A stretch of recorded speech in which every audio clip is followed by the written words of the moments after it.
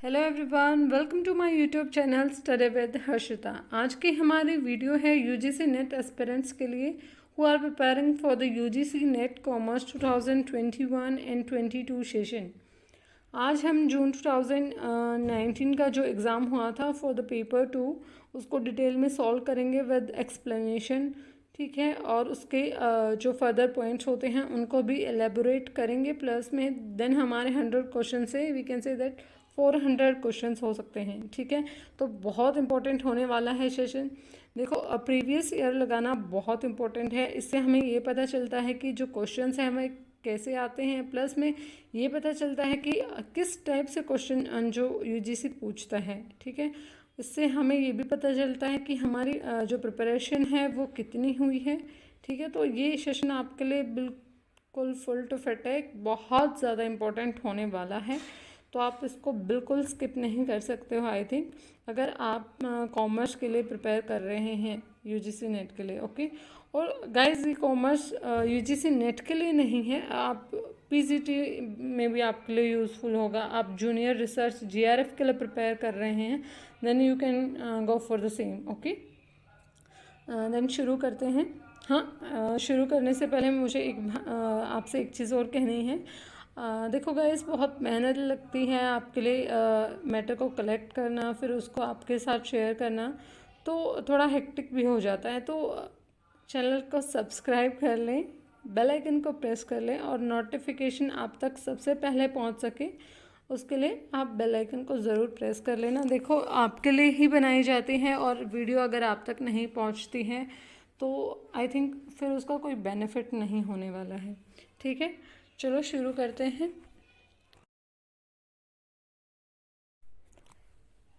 Question first से हम शुरू करते हैं। Statement of change in financial position typically would not disclose the effect of. किसका जो इफेक्ट है वो फाइनेंशियल पोजीशन डिस्क्लोज नहीं करती है। Share capital issue to acquire productive facilities, dividends on share declare, ठीक है। जो जिसका इफेक्ट नहीं पड़ता है वो B is the right answer, share capital नहीं होगा। Cash dividend declare but not yet paid भी नहीं होगा क्योंकि इसको कोई इफेक्ट नहीं पड़ता है इस पर, ठीक है। Purchase and retirement of treasury stock, ये भी इसका रॉन्ग आंसर हो जाएगा। B is the right answer, ठीक है। ये क्यों रहेगा? क्योंकि जो according to the institute of charter account of India has made it mandatory for the listed companies, ठीक है। जिन कंपनीज का जो टर्नओवर है वो 50 करोड़ या 50 करोड़ से अबव है तो उनको अपनी फाइनेंशियल पोजीशंस को है, फाइनेंशियल स्टेटमेंट को है, वो है बनाना ज़रूरी है, प्लस में उनको दिखाना ज़रूरी है, ठीक है। तो इनसे जो फ़र्क पड़ता है, लेकिन डिविडेंड्स ऑन शेयर डिक्लेयर्ड ये डिस्क्लोज नहीं करता है, ठीक है। Come to the second question. Assertion दिया हुआ है, at times a business may face the situation where it has to shut down its operations, ठीक है। कोई बिजनेस है, उसने जो कोई ऐसे टाइम फेस किया है कि जो उसे अपने ऑपरेशंस को बंद करना पड़ जाएगा। If the revenue is less than it's variable cost the operation should be close down, ठीक है।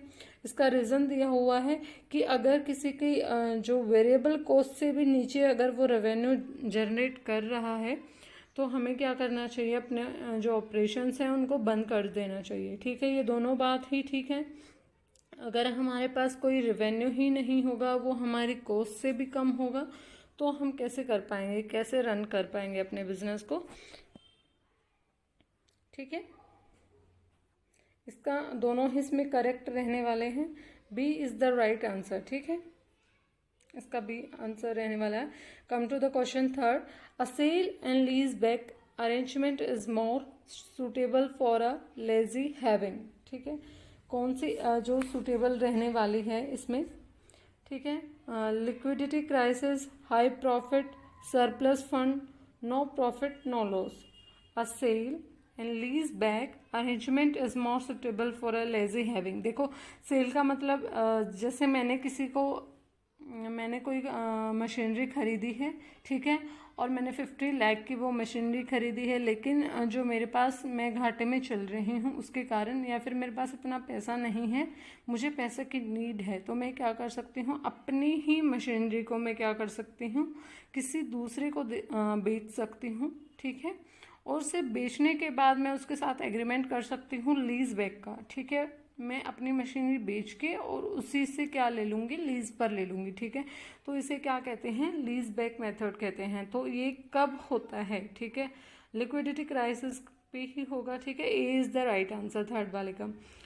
Come to the question 4, which one is not true regarding the market stabilization scheme? Okay, which one is not true regarding the market stabilization scheme? इसके लिए कौन सा जो सही नहीं है, ठीक है। देखो ये जो क्या होता है, this instrument for monetary management was introduce इन 2004, ठीक है। इसका जो मेन था वो क्या था, इसमें ये बताना है इसके बारे में क्या गलत का है। It absorb surplus liquidity of enduring nature arising out of large capital flows. देखो जो ये आपको मिलेंगे ना, ये आपको जैसे करंट आप पढ़ते हो तो उससे आपको ये जो क्वेश्चंस हैं ये मिलेंगे, ठीक है। आप ये सोचते हो ये क्वेश्चन कहाँ से आते हैं, ओके। तो ये गवर्नमेंट की जो स्कीम्स हैं वो बहुत ज़रूरी है करना, क्योंकि वहाँ से बहुत सारे क्वेश्चंस आपके आते हैं, ठीक है। और इसमें it absorb surplus liquidity through sale of short dated government securities and treasury bills, ठीक है। इसमें B is the right answer रहने वाला है, क्योंकि इसमें थर्ड में जो दिया हुआ है रिजर्व बैंक ऑफ इंडिया इसके अकाउंट्स हेल्ड करता है, लेकिन ये इसमें नहीं करता है, तो ये इसमें गलत दिया हुआ है। MS account liquidity can be use for the normal government expenditure of capital nature, ये बिल्कुल गलत है कि जो वो सिर्फ short dated securities and treasury bills को ही एब्जॉर्व करता है। B is the right answer, okay. देखो गाइस, जिसकी एक्सप्लेनेशन की नीड होगी मैं उसका एक्सप्लेनेशन बहुत अच्छे से आपको दूंगी, लेकिन जो एक्सप्लेनेशन नहीं मांगते हैं क्वेश्चंस तो आई थिंक उसकी ज़रूरत नहीं है और बहुत लंबा सेशन हो जाएगा, ओके, क्योंकि हमें 100 क्वेश्चन करने हैं। या come to the question 5, arrange the following in order of their manifestations, ठीक है।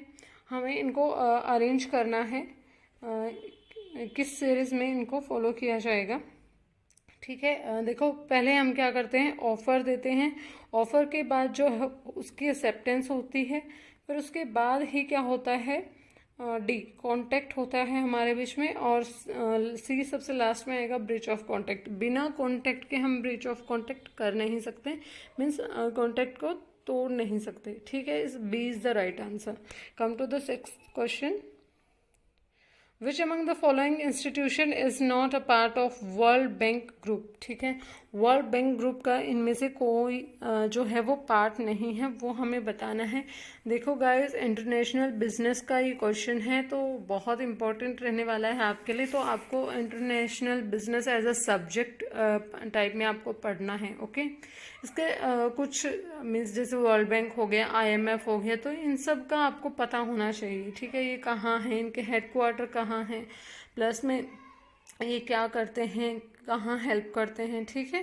ये चीज़ें आपके लिए बहुत ज़्यादा इम्पोर्टेंट हो जाती हैं, ठीक है। वर्ल्ड बैंक के जो अंडर आते हैं IBRD आता है, ठीक है, ICSID आता है, IBRD international bank for reconstruction and development, और देन हम बात करते हैं ICSID the international centre for settlement of investment disputes provide, ठीक है। मैं आपको लिख के भी बता देती हूँ, एक मिनट।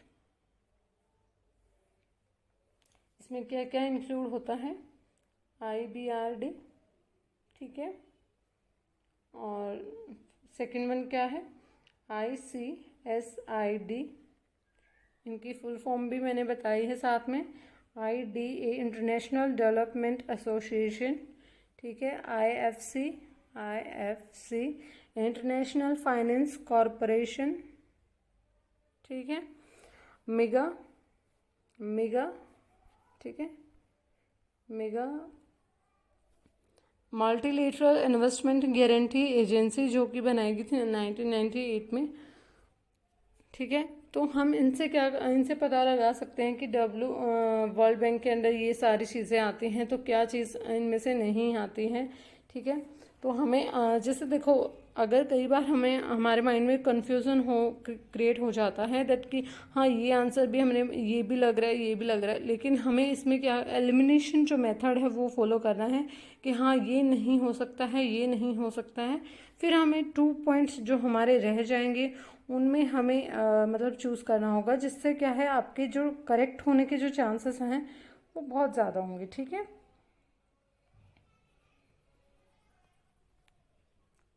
ठीक है गाइज, 1 मिनट में रब कर देती हूँ। ओके, ठीक है, आपको पता चल गया होगा। तो इसमें क्या जो नहीं है, IMF की यहाँ पर कहीं पर भी बात नहीं करी गई है। ठीक है, IMF नहीं है, ये इंटरनेशनल मॉनेटरी फंड है। ठीक है, ये दोनों ही क्या करे गए थे, साथ में जो बनाए गए थे। Now come to the 7th question, in which of the following pricing policies, एक minute guys, in which of the following pricing policies a firm charges higher initial price for the product and reduces its over time as the demand at higher prices is satisfied। इसमें जो question कहने का क्या मतलब है, question कह रहा है कि इनिशियल में जो प्राइसेस होते हैं कंपनी वो बहुत हाई रखती है, और लेकिन जैसे जैसे उसके बाद में होती है डिमांड, उसके बाद हम क्या करते हैं, रिड्यूस कर लेते हैं। तो इसमें क्या इसका आंसर रहने वाला है, पीक लोड प्राइस, ये नहीं होता है। इंक्रीमेंटल प्राइसिंग, देखो skimming is the right answer. Penetration pricing अलग होती है, मैं आपको अच्छे से बताती हूँ। स्कीमिंग प्राइस में हम क्या करते हैं, it is a strategy, the firm charges a very high price for the product and later gradually reduces the price। ठीक है, the reason for using the strategy is that the firm has incurred, उसमें क्या होता है कि जो firm है वो अपनी जो substantial cost on development of new product, ठीक है, before the competitors enter in the market the firm want to take back the development cost. ठीक है, जो जब तक कोई कॉम्पिटिटर नहीं आता तो क्या करता है कंपनी, जो करती है वो ये चाहती है कि हम जितना भी हमने कॉस्ट लगाई है उसको हम सबको ग्रैब कर लें। ठीक है, ताकि जब कॉम्पिटिटर आ जाए तो हम अपने प्राइसेस को ईजिली कम कर सकें उनसे। ठीक है, इसलिए ये जो मेथड फॉलो किया जाता है। Skimming C is the right answer. Okay, come to the next question, question 8। ठीक है, ये जो न्यूमेरिकल दिया हुआ है बहुत इजी न्यूमेरिकल है। ठीक है, इसमें अगर किसी को इसका जैसे हमें जो फॉर्मूलाज हैं वो याद होने चाहिए, तभी हम कर पाएंगे। देखो इसमें जो मेनली होते हैं वो फॉर्मूलाज बेस ही क्वेश्चन आते हैं, बहुत बड़े बड़े क्वेश्चन नहीं आते हैं, स्मॉल क्वेश्चंस आते हैं, लेकिन वो फॉर्मूलाज बेस्ड होते हैं। ठीक है, चलो सेकंड क्वेश्चन करते हैं, ये 8 क्वेश्चन करते हैं। ठीक है, इसका since the coefficient of correlation is the GM between the regression coefficient. ठीक है, देन इसका हम फॉर्मूला लिख लेते हैं, R² इजिकल टू, ये यहाँ पर हमें जो रिग्रेशंस की वैल्यूज़ दी हुई है R1 और R2 हम इसको कंसिडर कर सकते हैं, 0.8 मल्टीप्लाई 0.2 इजिकल टू 0.16। ठीक है, ये आ जाता है, लेकिन यहाँ पर क्या है, R² है। ठीक है, देन स्क्वेयर कैंसिल होके क्या हो जाएगा, यहाँ पर अंडर रूट आ जाएगा। अंडर रूट आने से क्या हो जाएगी इसकी वैल्यू, R इजिकल टू +/-0.4। ठीक है, आई थिंक आपको क्लियर हो गया। देखो ये R1 और R2 की वैल्यू दी हुई थी, उसे हमने यहाँ पर जो कर लिया 0.16 आ गया, फिर R2 को हम स्क्वायर कैंसिल करेंगे तो वहाँ दूसरी साइड रूट आ जाएगा। रूट आने के बाद जो ये हमारे पास ये वैल्यू आ जाएगी। अब हम चेक करेंगे ये वैल्यू कहाँ पर है। ठीक है, इसका D जो है, D is the right answer. 8 question का D जो हमारा आंसर होने वाला है। ठीक है, 9 क्वेश्चन पर आते हैं। देखो गाइस मे भी थोड़ा स्लो हो सकता है, लेकिन अगर आप इसको मतलब डबल स्पीड पे देख सकते हैं, कोई प्रॉब्लम नहीं है। क्वेश्चन 9 पर आते हैं, which one of the following is used for international money transfer, international money transfer के लिए क्या यूज़ किया जाता है, ठीक है। इसमें आपको जैसे आरटीजीएस होता है वो भी नहीं होता, डीडी हम डिमांड ड्राफ्ट बनाते हैं, और ये RTGS real time gross settlement होती है, ये मतलब नहीं होता है, इंटरनेशनल पर्पस के लिए नहीं यूज़ होता है। एनईएफटी नेशनल जो फंड के लिए यूज़ किया जाता है। देन बचता क्या है, स्विफ्ट बचता है, इसका जो हम सोसाइटी एंड वर्ल्ड वाइड, इसमें डब्ल्यू से हमें पता ही चल रहा है कि ये इंटरनेशनल के लिए यूज़ होता है।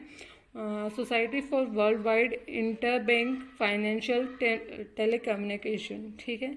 ये इसके देखो गाइज, मैं आपको बोल के बता रही हूँ, अगर आपको किसी का नहीं पता तो आप अपने साथ में रजिस्टर लेके बैठ सकते हैं और साथ के साथ लिख सकते हैं, ठीक है। इससे आपके बहुत सारे डाउट्स हैं वो क्लियर होने वाले हैं।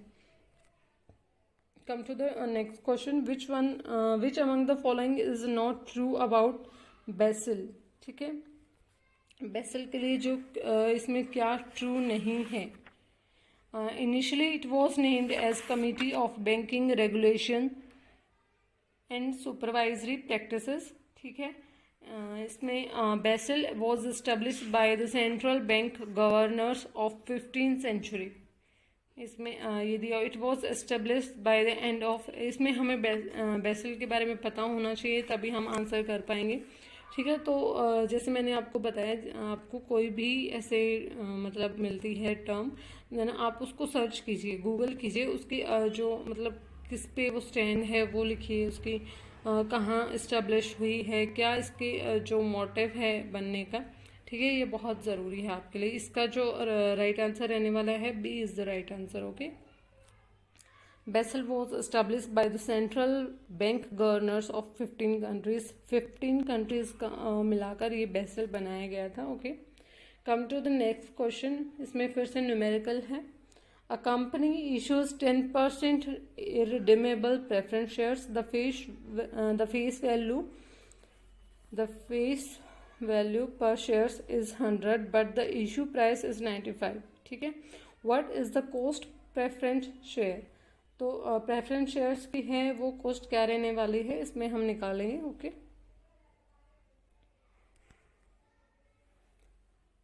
यहाँ पर पहले हमें जो है वो हमने कॉस्ट निकालनी है प्रेफरेंस शेयर की, उसका हमें फॉर्मूला पता होना चाहिए तभी हम निकाल पाएंगे। यहाँ पर आ जाएगा DIV, ठीक है। नीचे हमारी जो इनिशियल वैल्यू है,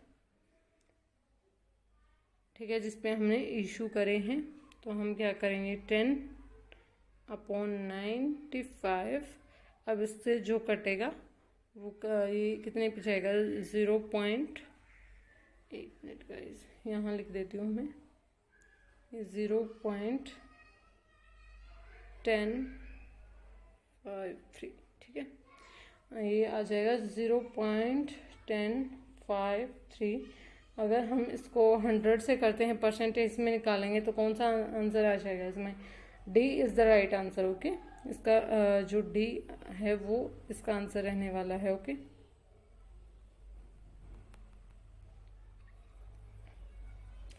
come to the next question, ठीक है। 12th क्वेश्चन पे आ जाते हैं।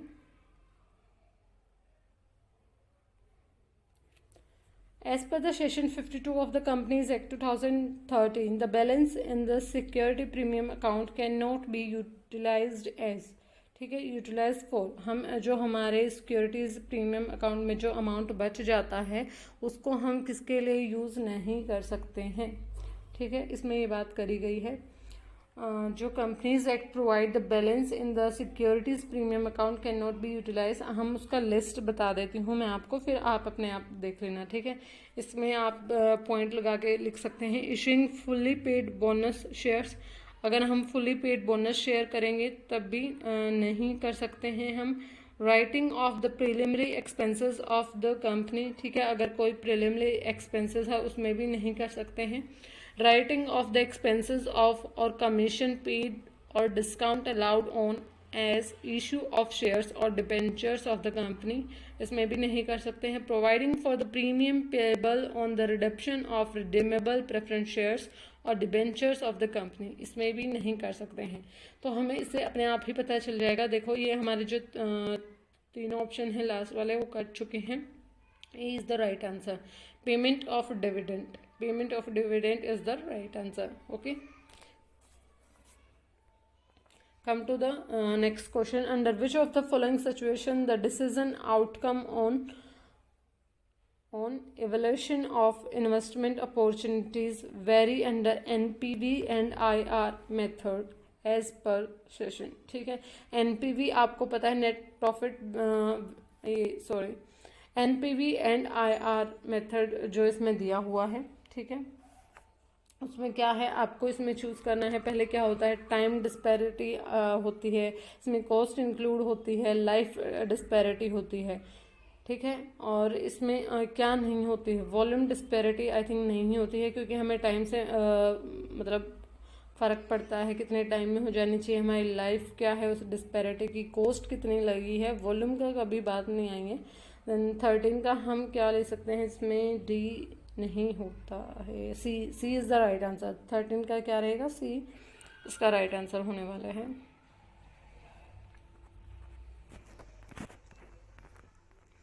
Come to the next question, ठीक है, 14th क्वेश्चन हम करते हैं। 14th क्वेश्चन में find the marginal revenue of a firm that sells a product at a price of ₹10 and the price elasticity of demand for the product is -2, ठीक है, -2 इसमें elasticity of demand दी हुई है, ठीक है। तो गाइस करते हैं, जो फॉर्मूला है देखो बहुत इंपॉर्टेंट रोल रहने वाला है, मैं फॉर्मूला भी आपके लिए लिख रही हूँ, P1 - 1/ED, ठीक है, ये इसका फॉर्मूला है। सॉरी गाइस, सॉरी, ठीक है, ये जा नहीं रहा है वहाँ तक। ओके, इस फॉर्मूले में हम पुट कर देंगे, P जो दिया हुआ है वो 10 है, 1 - 1 जो ये -2 दिया हुआ है यहाँ पर 2, ठीक है, ये क्या आ जाएगा सोल्व करने के बाद, यहाँ पे 2 और -1 यहाँ से 2 से कैंसिल हो जाएगा। इसको सोल्व करने के बाद गाइस आ जाएगा हमारे पास 5 आंसर, ठीक है, सोल्व करने के बाद हमारे पास 5 इसका आंसर आ जाता है। देन 5 कहाँ है, कौन सा ऑप्शन है, 5, ए इज़ द राइट आंसर, ठीक है, 14th का ए जो आंसर है वो राइट है।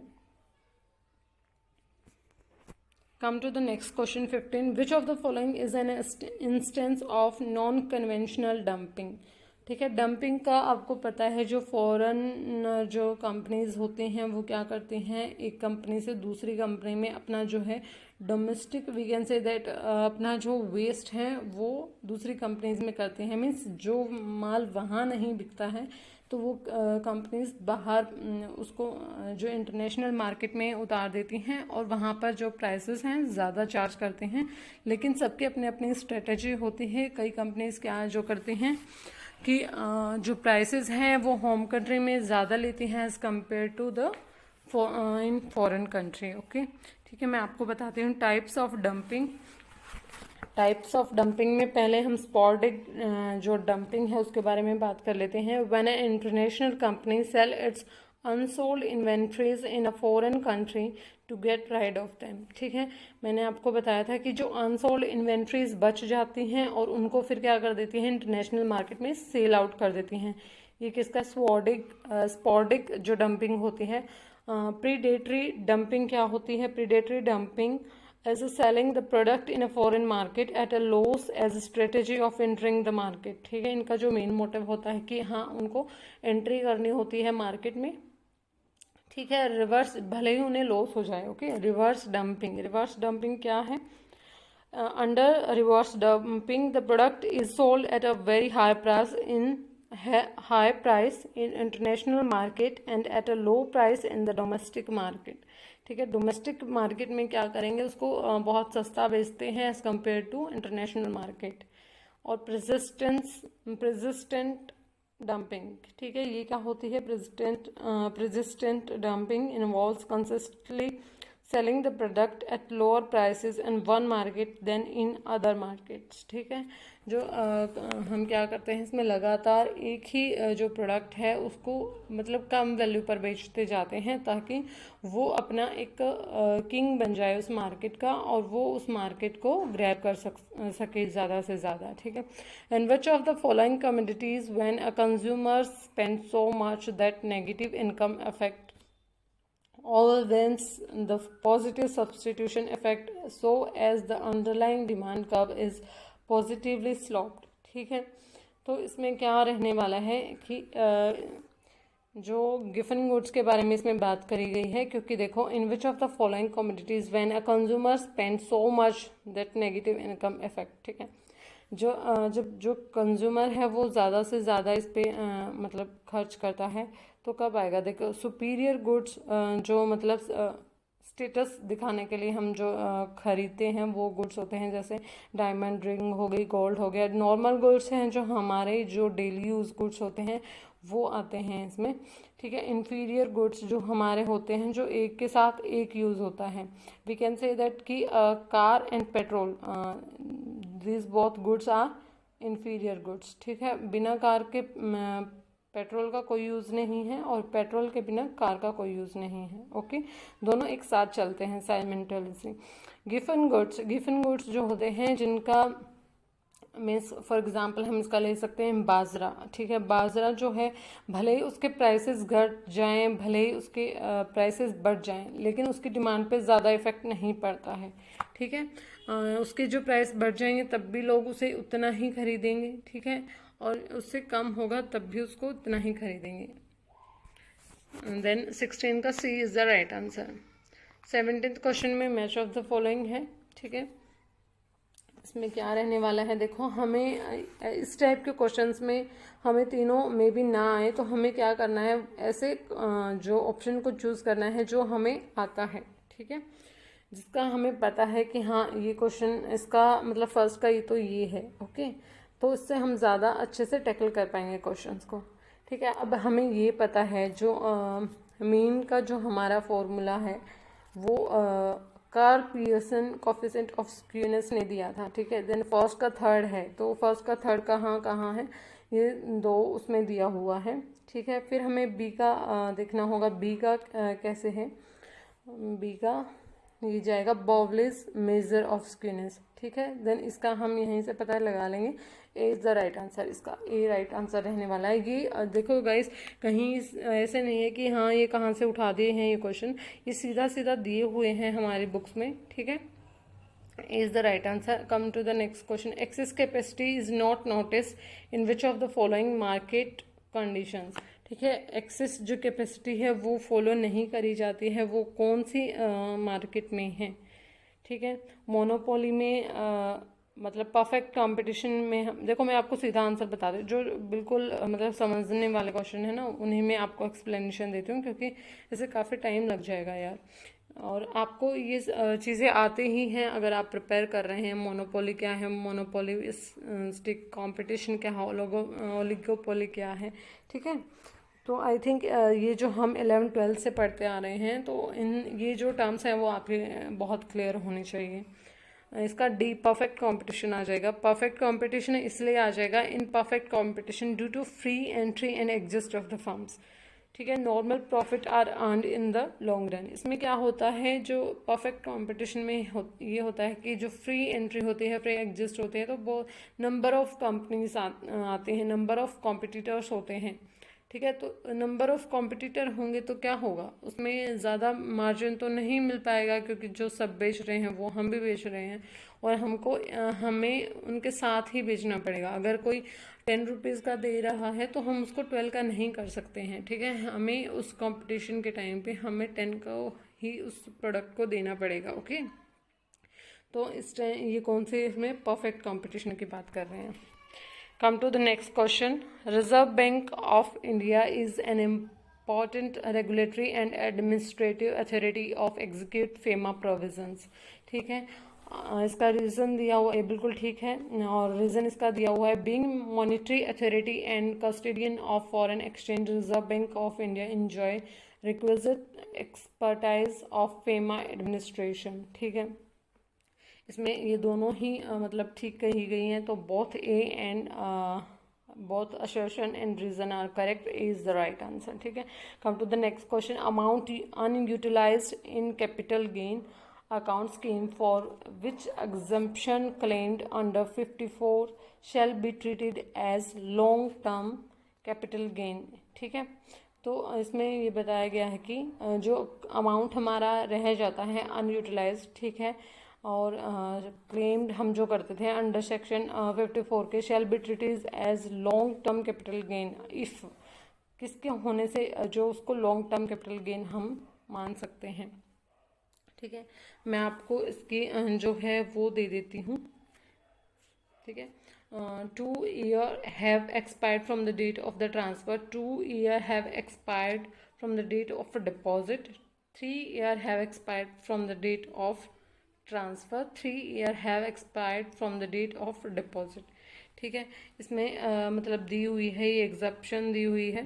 ठीक है, टैक्स पेयर के लिए दिया जाता है sales are residential property buys another residential property. ठीक है, इसके अंडर ये आता है, तो हम इसमें क्या कहेंगे, C is the right answer. 3 years have expired from the date of transfer under section 54 के याद रखना है गाइज आपको। ठीक है, ज़रूरी नहीं है, मे बी आप सारे सेशंस याद नहीं कर पाओ, लेकिन जो इम्पोर्टेंट हैं, जो क्वेश्चंस में आ जाते हैं, तो वो आपको बहुत ध्यान से देखने की ज़रूरत है, वो आपको कभी भूले नहीं जाएंगे। ठीक है, अगर आप ध्यान से करोगे तो 20 का सी जो आंसर रहने वाला है। Okay, come to the next question. Which of the following is true about India trade policy export import 2015 to 19। ठीक है, इसमें क्या बात है जो कि मतलब करेक्ट है इसके रिगार्डिंग। ठीक है, doubling the export both merchandise and services, बिल्कुल ठीक है, क्योंकि यही बात कही गई थी। Achieve 3.5% share in global export, ये भी बात है, करेक्ट है। Introduce 2 new schemes MEIS and SEIS। Okay, introduce simplified आत्मनिर्भर फॉर्म। ठीक है, आई थिंक इसमें सभी करेक्ट हैं। देन इसका डी जो है इसका राइट आंसर रहने वाला है, this is the right answer. Come to the next question. ठीक है, promoting team spirit harmony and unity within the organisation is the principle of. ठीक है, देखो गाइज ये क्वेश्चन है ना, यहाँ से फॉइल प्रिंसिपल से हमेशा आता है, जो फॉइल के 14 प्रिंसिपल्स है ना, तो वहाँ से उनमें से एक ना एक उठा लिया जाता है हर बार, तो आपको इनमें कोई डाउट नहीं होना चाहिए। ठीक है, जो क्वेश्चंस आते हैं वो आप अपने पक्के करके चाहिए, और जो बाहर से आते हैं वो सबके गलत हो सकते हैं। ठीक है, वो कुछ ही % लोगों के होते हैं। ठीक है, देन आपको यहाँ अपना नंबर नहीं कटाना है। ठीक है, इसमें कहाँ बात करी गई है, टीम स्पिरिट की बात करी गई है, तो टीम स्पिरिट की बात करी, हार्मनी यूनिटी की बात करी गई है। Then C is the right answer, spirit the crops. ठीक है, स्पिरिट द क्रॉप इसमें दिया हुआ है। आई थिंक इसको एक्सप्लेन करने की ज़रूरत नहीं है गाइस। ओके, कहाँ चला गया, हम 23 क्वेश्चन पे थे। ओके, आपको दिख रहा होगा, यस। ठीक है, मैच द फॉलोइंग, इसमें inter bank call market, commercial bill, commercial paper, treasury bills. ठीक है, देखो फिर से इस तरह का क्वेश्चन आया है, तो हमें क्या करना है, पहले ट्रेजरी बिल्स हमें ये पता है कि ये गवर्नमेंट पेपर्स होते हैं। ठीक है, देन डी का 4th कहाँ है, सिर्फ एक में ही है। ठीक है, ये क्या है, सिर्फ एक में ही है, देन इसका क्या हो जाएगा, B is the right answer. Okay, commercial bill जो होते हैं वो क्या होते हैं, सेकेंड, इसमें आ जाएगा फर्स्ट। मनी मार्केट होते हैं हमारे, कमर्शियल पेपर होते हैं वो प्रोमिसरी नोट्स होते हैं। ठीक है, प्रोमिसरी नोट्स जो बनाए जाते हैं। Come to the 24th question. Brainstorming the technique demands generation of new alternatives to a problem. ठीक है, ये बिल्कुल सही है। Participants generate as many alternatives as possible without evaluating them in brainstorming session. ठीक है, इसमें दोनों असर्शन और रीज़न दिए गए हैं, क्या ये सही हैं। ठीक है, इसका क्या रहने वाला, बोथ दोनों ही करेक्ट हैं, A is the right answer. ठीक है, come to the next question.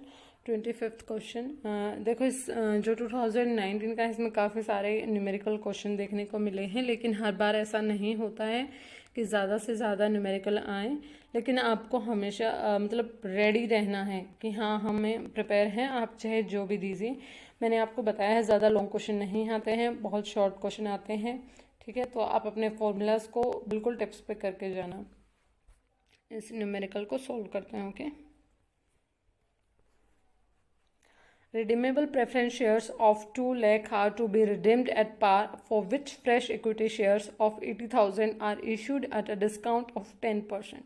What amount should be transferred to capital reservation? CRR में हमें क्या अमाउंट डालना है, मेनली ये पूछा गया है, ठीक है। तो मैंने बताया फिर से हम इसमें क्या अपना जो फॉर्मूला डालेंगे, ओके। पहले जो हम लिखेंगे, क्या लिखेंगे, हमारी नॉमिनल वैल्यू क्या दी हुई है इसमें, ठीक है। इसमें का जो फॉर्मूला होता है, transfer of CRR is equal to nominal value of preference shares to be redeemed, ठीक है। Nominal value of shares to be redeem minus proceed from issue of shares, ठीक है। ये इसका फॉर्मूला है। देन हमारे पास वैल्यू क्या दी गई है, 2 लाख की जो हमारे पास वैल्यू दी गई है, जो कि हमें रिडीम करनी है, ठीक है। 2 लाख की वैल्यू दी गई है, उसमें से हम माइनस कर देंगे यहाँ पर 80,000 जो है इसमें से हम माइनस कर देंगे, क्योंकि इस पे बताया गया है ये कितने हैं, 10% डिस्काउंट पर दिए हुए हैं। तो हम इसका अलग से ये क्या कर देंगे, इसका डिस्काउंट कैलकुलेट कर लेंगे, ठीक है। ये 2 लाख में से क्या हो जाएगा, 80, इसमें से 8,000 आ जाएगा 80,000 में से, तो देन 72,000 यहाँ पर बच जाएगा। 2 लाख में से 72,000 जाएंगे, 1,28,000 इसका आंसर आ जाएगा, ठीक है। 1,28,000, then C is the right answer, okay. इसका सी जो है वो राइट आंसर होगा। देखो बहुत इजी था ये, ठीक है। तो आप अपने आप भी कर सकते हैं। मैंने आपको बताया फॉर्मूलाज आपको पता होना चाहिए, तभी आप कर सकते हैं, नहीं तो आप नहीं कर पाएंगे। बहुत इजी था। देखो वैसे दिखने में बहुत ऐसे लग रहा है कि हाँ पता नहीं क्या ही क्वेश्चन होगा ये, लेकिन जब हम सॉल्व करते हैं तो बहुत इजी क्वेश्चन है। Come to the next question, which of the following not come under the definition of information as per the right to information act 2005, ठीक है। इसमें जो क्या चीज़ें नहीं आती हैं, not come under the definition, ठीक है। इसमें लॉग बुक्स क्या होती हैं, लॉग बुक्स में जो सारा रिकॉर्ड होता है, ठीक है। मीन्स कौन कहाँ आ रहा है, कौन जा रहा है। जैसे ऑफिसेज होते हैं तो उसमें लॉग बुक्स में मेंशन करना होता है कि हाँ ये मतलब वहाँ ट्रांसफ़र कर रहे हैं, ये यहाँ जा रहा है, ठीक है। कहीं पे चेकिंग के लिए जाना है तो हाँ लॉग बुक में उन्हें मेंशन करना होता है। Data material held in electric form, ये भी नहीं होता, इलेक्ट्रॉनिक फॉर्म ये भी नहीं होगा। फाइल नोटिंग, ठीक है।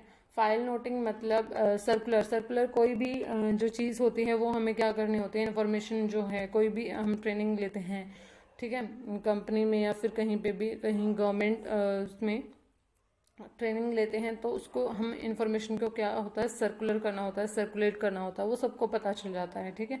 तो उसमें ये उसके अंडर आएगा, RTI के अंडर। फाइल नोटिंग क्या होती है, फाइल नोटिंग होती है जो कि देयर पर्सनल यूज़ के लिए होती है, ठीक है। C is the right answer, इसका सी राइट आंसर रहने वाला है, क्योंकि ये नहीं होती है, RTI के अंडर ये नहीं आती है।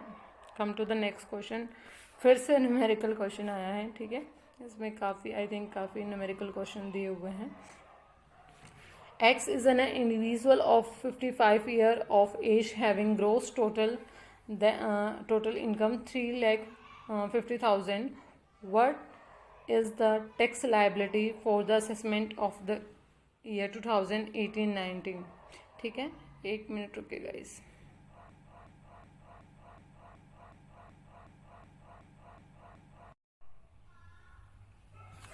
यहाँ पर जो इनकम दी हुई है, ग्रॉस टोटल इनकम, देखो 2018 और 19 के अकॉर्डिंग करनी है तो हमें उस टाइम की रेट्स भी पता होने चाहिए कि उस टाइम के रेट्स क्या थी, ठीक है।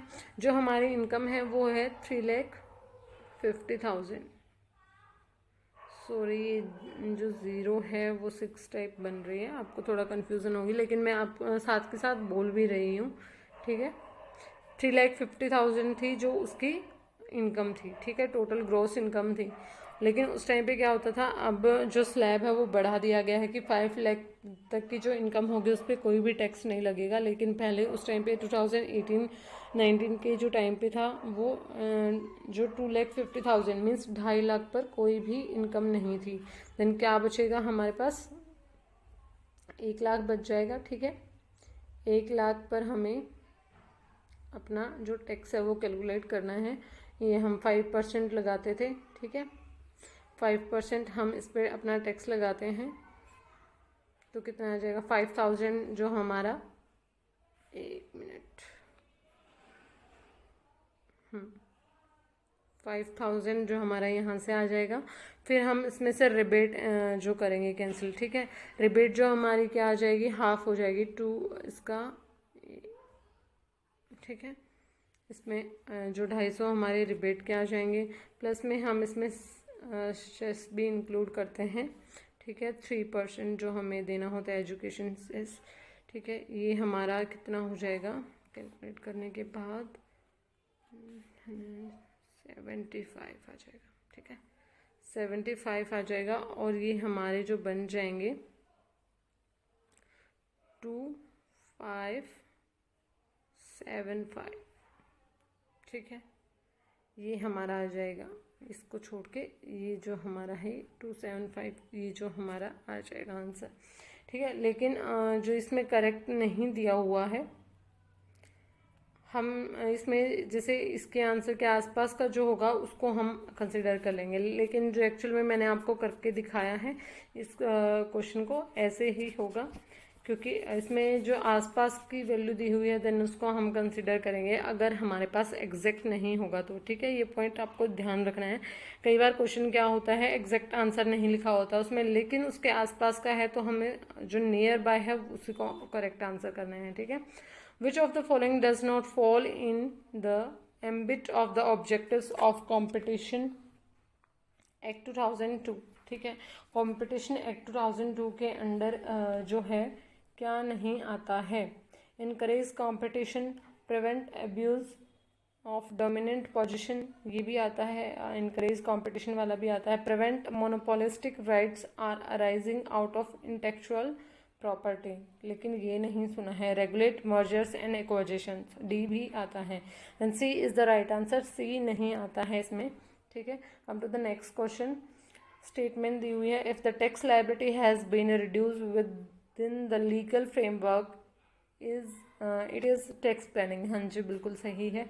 स्टेटमेंट सेकंड में क्या दिया हुआ है, if tax liability has been reduce to get benefit of deduction available under the income tax it is called the tax evasion, ठीक है। टैक्स एवेजन तो नहीं होगा, ये गलत दिया हुआ है, ठीक है। देन इसमें क्या रहेगा, स्टेटमेंट फर्स्ट जो करेक्ट है और सेकंड इनकरेक्ट है, B is the right answer. Come to the next question, the retail supply chain does not include, जो रिटेल की सप्लाई चेन होती है उसमें किसको इंक्लूड नहीं किया जाता है, आपको पता है पहले मैन्युफैक्चरर्स होते हैं, उसके बाद होलसेलर्स होते हैं, ठीक है। होलसेलर्स के बाद रिटेलर्स होते हैं, रिटेलर्स के बाद जो एक एक्चुअल जो कस्टमर्स को है प्रोडक्ट मिलता है, तो इसमें रेगुलेटर्स तो आते ही नहीं है, ठीक है। D is the right answer रहने वाला है इसका, ठीक है।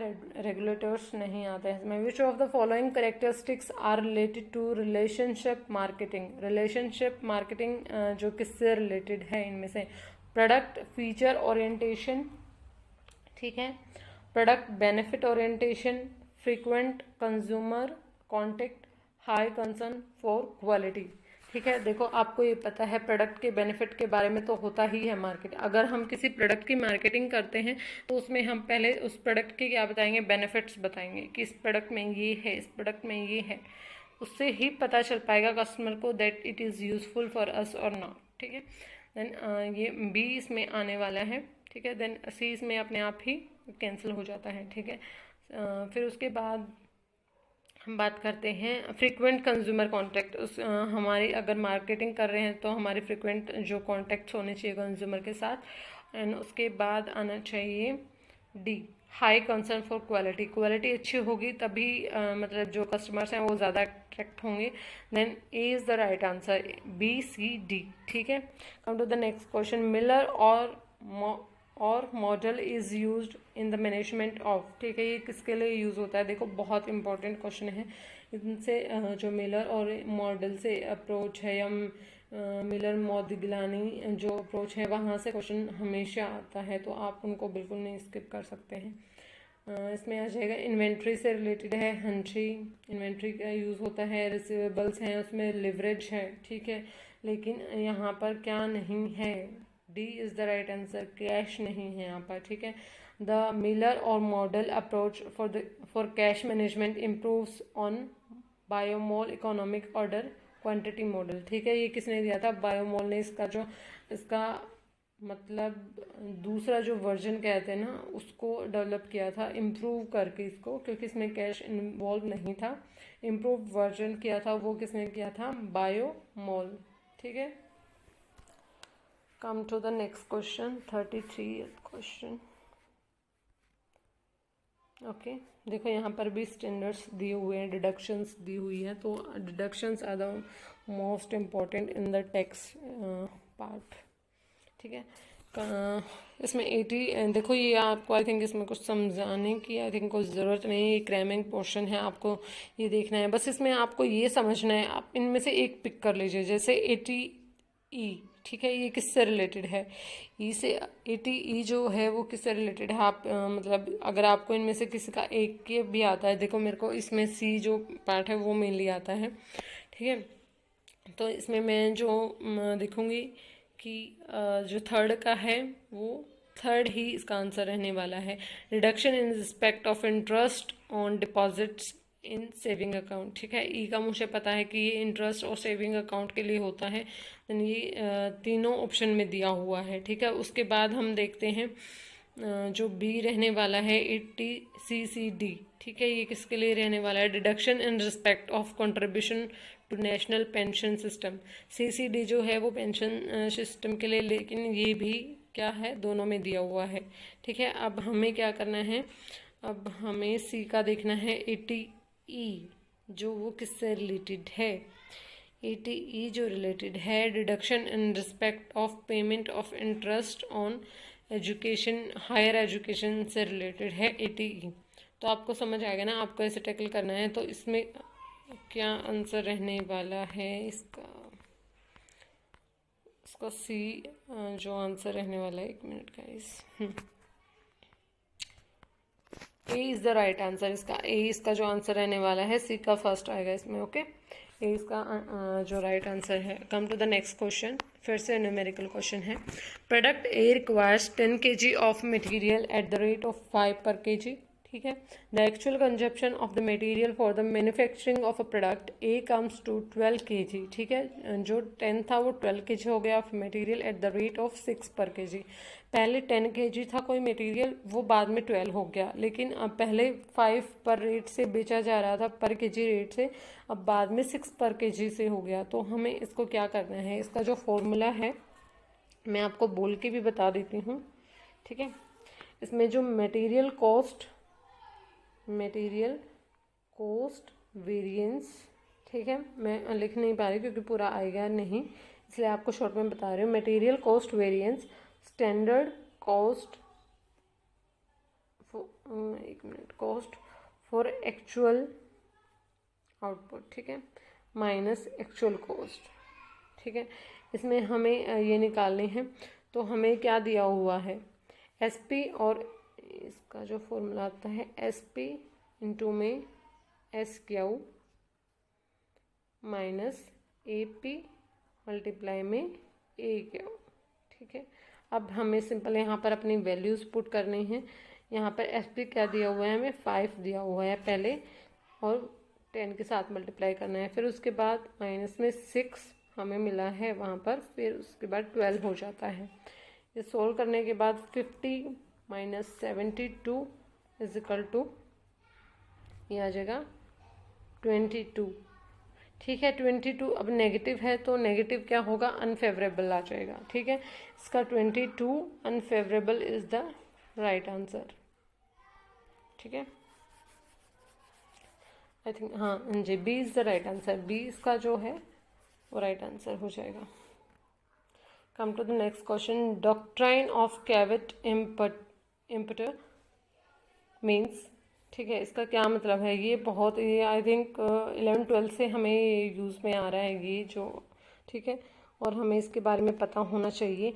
Buyer should make the payment well in time, buyer should be aware of all aspects of buying, ठीक है, इसका ये होता है बी अवेयर, वो जो है बायर वो अवेयर होना चाहिए सभी एस्पेक्ट से रिलेटेड, ठीक है, तो B is the right answer. Come to the next question, the attitude based on belief, opinion, knowledge और information about the particular event which of the following employees possesses is, ठीक है, इसका क्या answer रहने वाला है? एटीट्यूड है based on belief, opinion, knowledge और information about the particular event which of the following which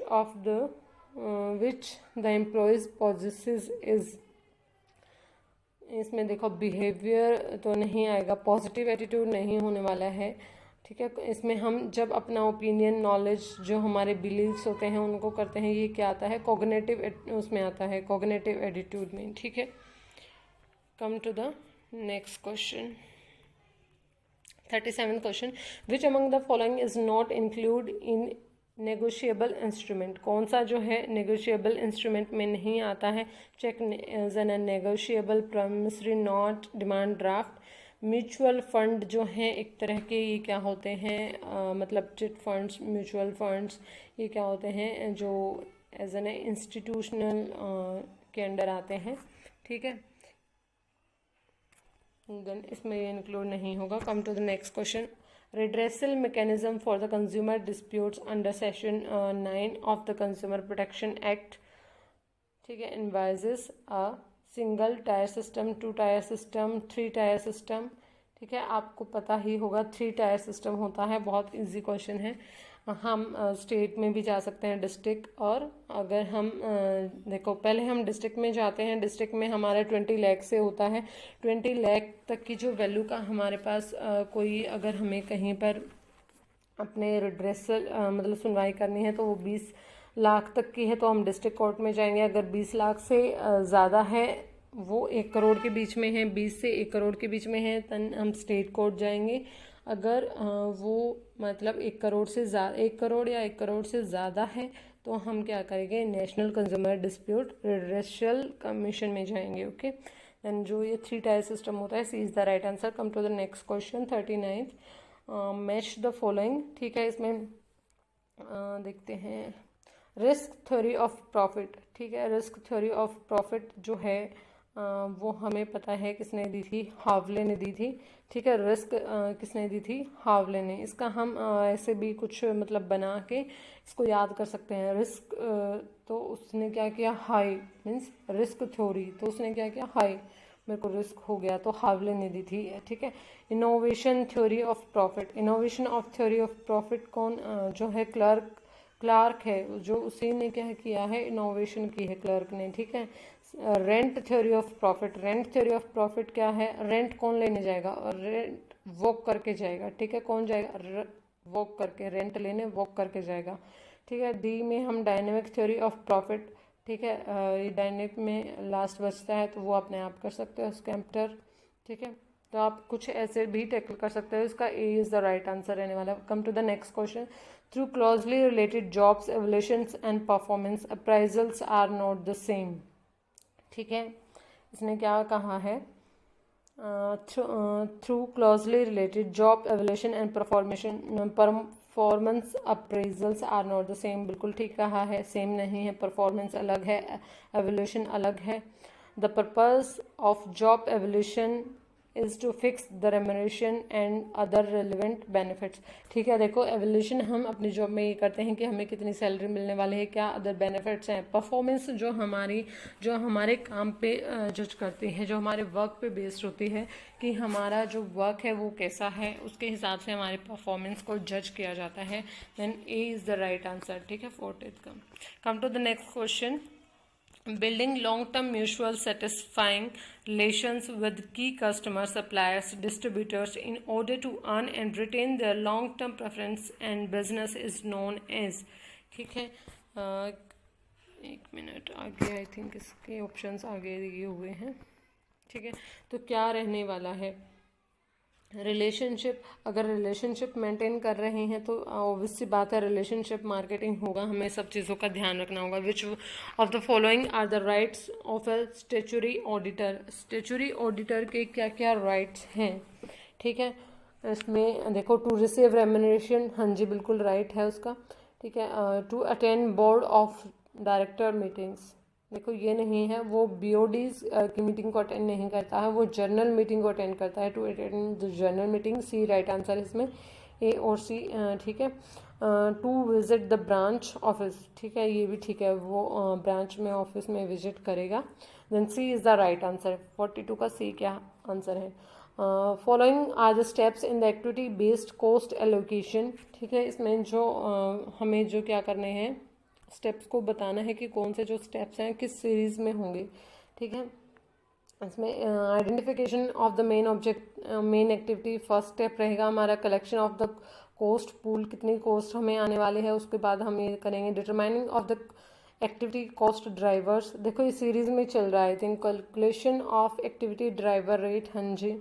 charging the cost of activities to products. ठीक है, then A B C D E, ये कहाँ पर दिया हुआ है, C is the right answer. 43 का सी जो आंसर रहने वाला है। विच among the following is not a correct statement, इनमें से क्या है जो करेक्ट स्टेटमेंट नहीं है। ठीक है, hedge funds are not mutual funds, बिल्कुल सही है। Hedge funds can be sold to public, नहीं, बिल्कुल गलत कहा गया है। हेज फंड्स जो होते हैं वो पब्लिक के लिए तो होते ही नहीं है, वो प्राइवेट फंड्स होते हैं, प्राइवेट इन्वेस्टमेंट्स होते हैं। Private investment partnership end fund pools that user varied and complex priority strategy. ठीक है, वो क्या होते हैं, सिर्फ पर्सनल प्राइवेट यूज़ के लिए होते हैं, private investments, we can say that. Then B is the right answer. Come to the next one. SIDBI was set up as a subsidiary of IDBI 2। ठीक है, इसमें हमें बताना है सिडबी जो है वो किसकी सब्सिडरी हुई है, IDBI की। ठीक है, तो इसमें हमें क्या बताना है, take over the functions of small business financing of IDBI, बिल्कुल सही है, क्योंकि ये जो है स्मॉल से हमें, देखो एस से हमें पता चला है स्मॉल से। ठीक है, IDBI तो उसमें भी मेंशन है, स्मॉल जो है बिजनेसेस फाइनेंसेस के लिए IDBI आया था। Take over the venture capital operations of IDBI, नहीं नहीं नहीं, हमें पता चल गया है कि जो फर्स्ट इसका राइट आंसर। आगे हम कर लेते हैं। Facilitate finance and promote India's foreign trade, नहीं, फॉरेन ट्रेड से रिलेटेड नहीं था, ये स्मॉल बिजनेसेस से रिलेटेड था। A is the right answer. Come to the next question. ठीक है, फिर से हमारे पास एक न्यूमेरिकल क्वेश्चन है। For a very large population, the ratio between SAX and जो दिया हुआ है इसमें, ठीक है, वो 8:40 की रेशियो दिया हुआ है। Simple, the simple size n will be, तो इसका सैम्पल साइज हमें बताना है। सैम्पल साइज का हमें जो हमारे पास फॉर्मूला होना चाहिए वो क्या रहने वाला है, simple size EX is equal to mu N। ठीक है, ये इसका फॉर्मूला होता है, सीधा हमें फॉर्मूला में पुट करना है। ठीक है, ये फॉर्मूला एक डिफरेंट फॉर्मूला और होता है। देन इसको यहाँ से अगर हम करेंगे, हमें N निकालना है। ठीक है, हमें N निकालना है, तो हम क्या करेंगे, फॉर्मूला को थोड़ा सा डाइवर्ट कर देंगे, यहाँ पर स्क्वायर कर देंगे दोनों साइड, SEX, क्योंकि यहाँ जो रूट था वो स्क्वायर में उधर जाके स्क्वायर में चेंज हो जाता है। तो हमें वैल्यू दी हुई है। ठीक है, जो इसकी जो 40 है अपॉन 8, इसका होल स्क्वायर क्या आ जाएगा, 40 अपॉन 8 का जो होल स्क्वायर आ जाएगा, ये कट के जो आ जाएगा ये 64 हो जाएगा। ठीक है, ये 1600 हो जाएगा, ये सब कट के कितना आ जाएगा हमारे पास 25। ठीक है, 25 इज़ द राइट आंसर। ये आप यहाँ से देख सकते हैं ये फॉर्मूला। ज़रूरी नहीं है कि सीधा पूछा जाए। अब हमसे n पूछ लिया तो हम n को इधर ले गए और यहाँ इसको नीचे लेके आए, और फिर इसके बाद हमने क्या किया, इसका ये हटाने के लिए हमने दोनों स्क्वायर साइड कर दिया है। ठीक है, कुछ ज़्यादा इसमें हमने कुछ नहीं किया है, आप एक बार ध्यान से देख लीजिएगा। ठीक है,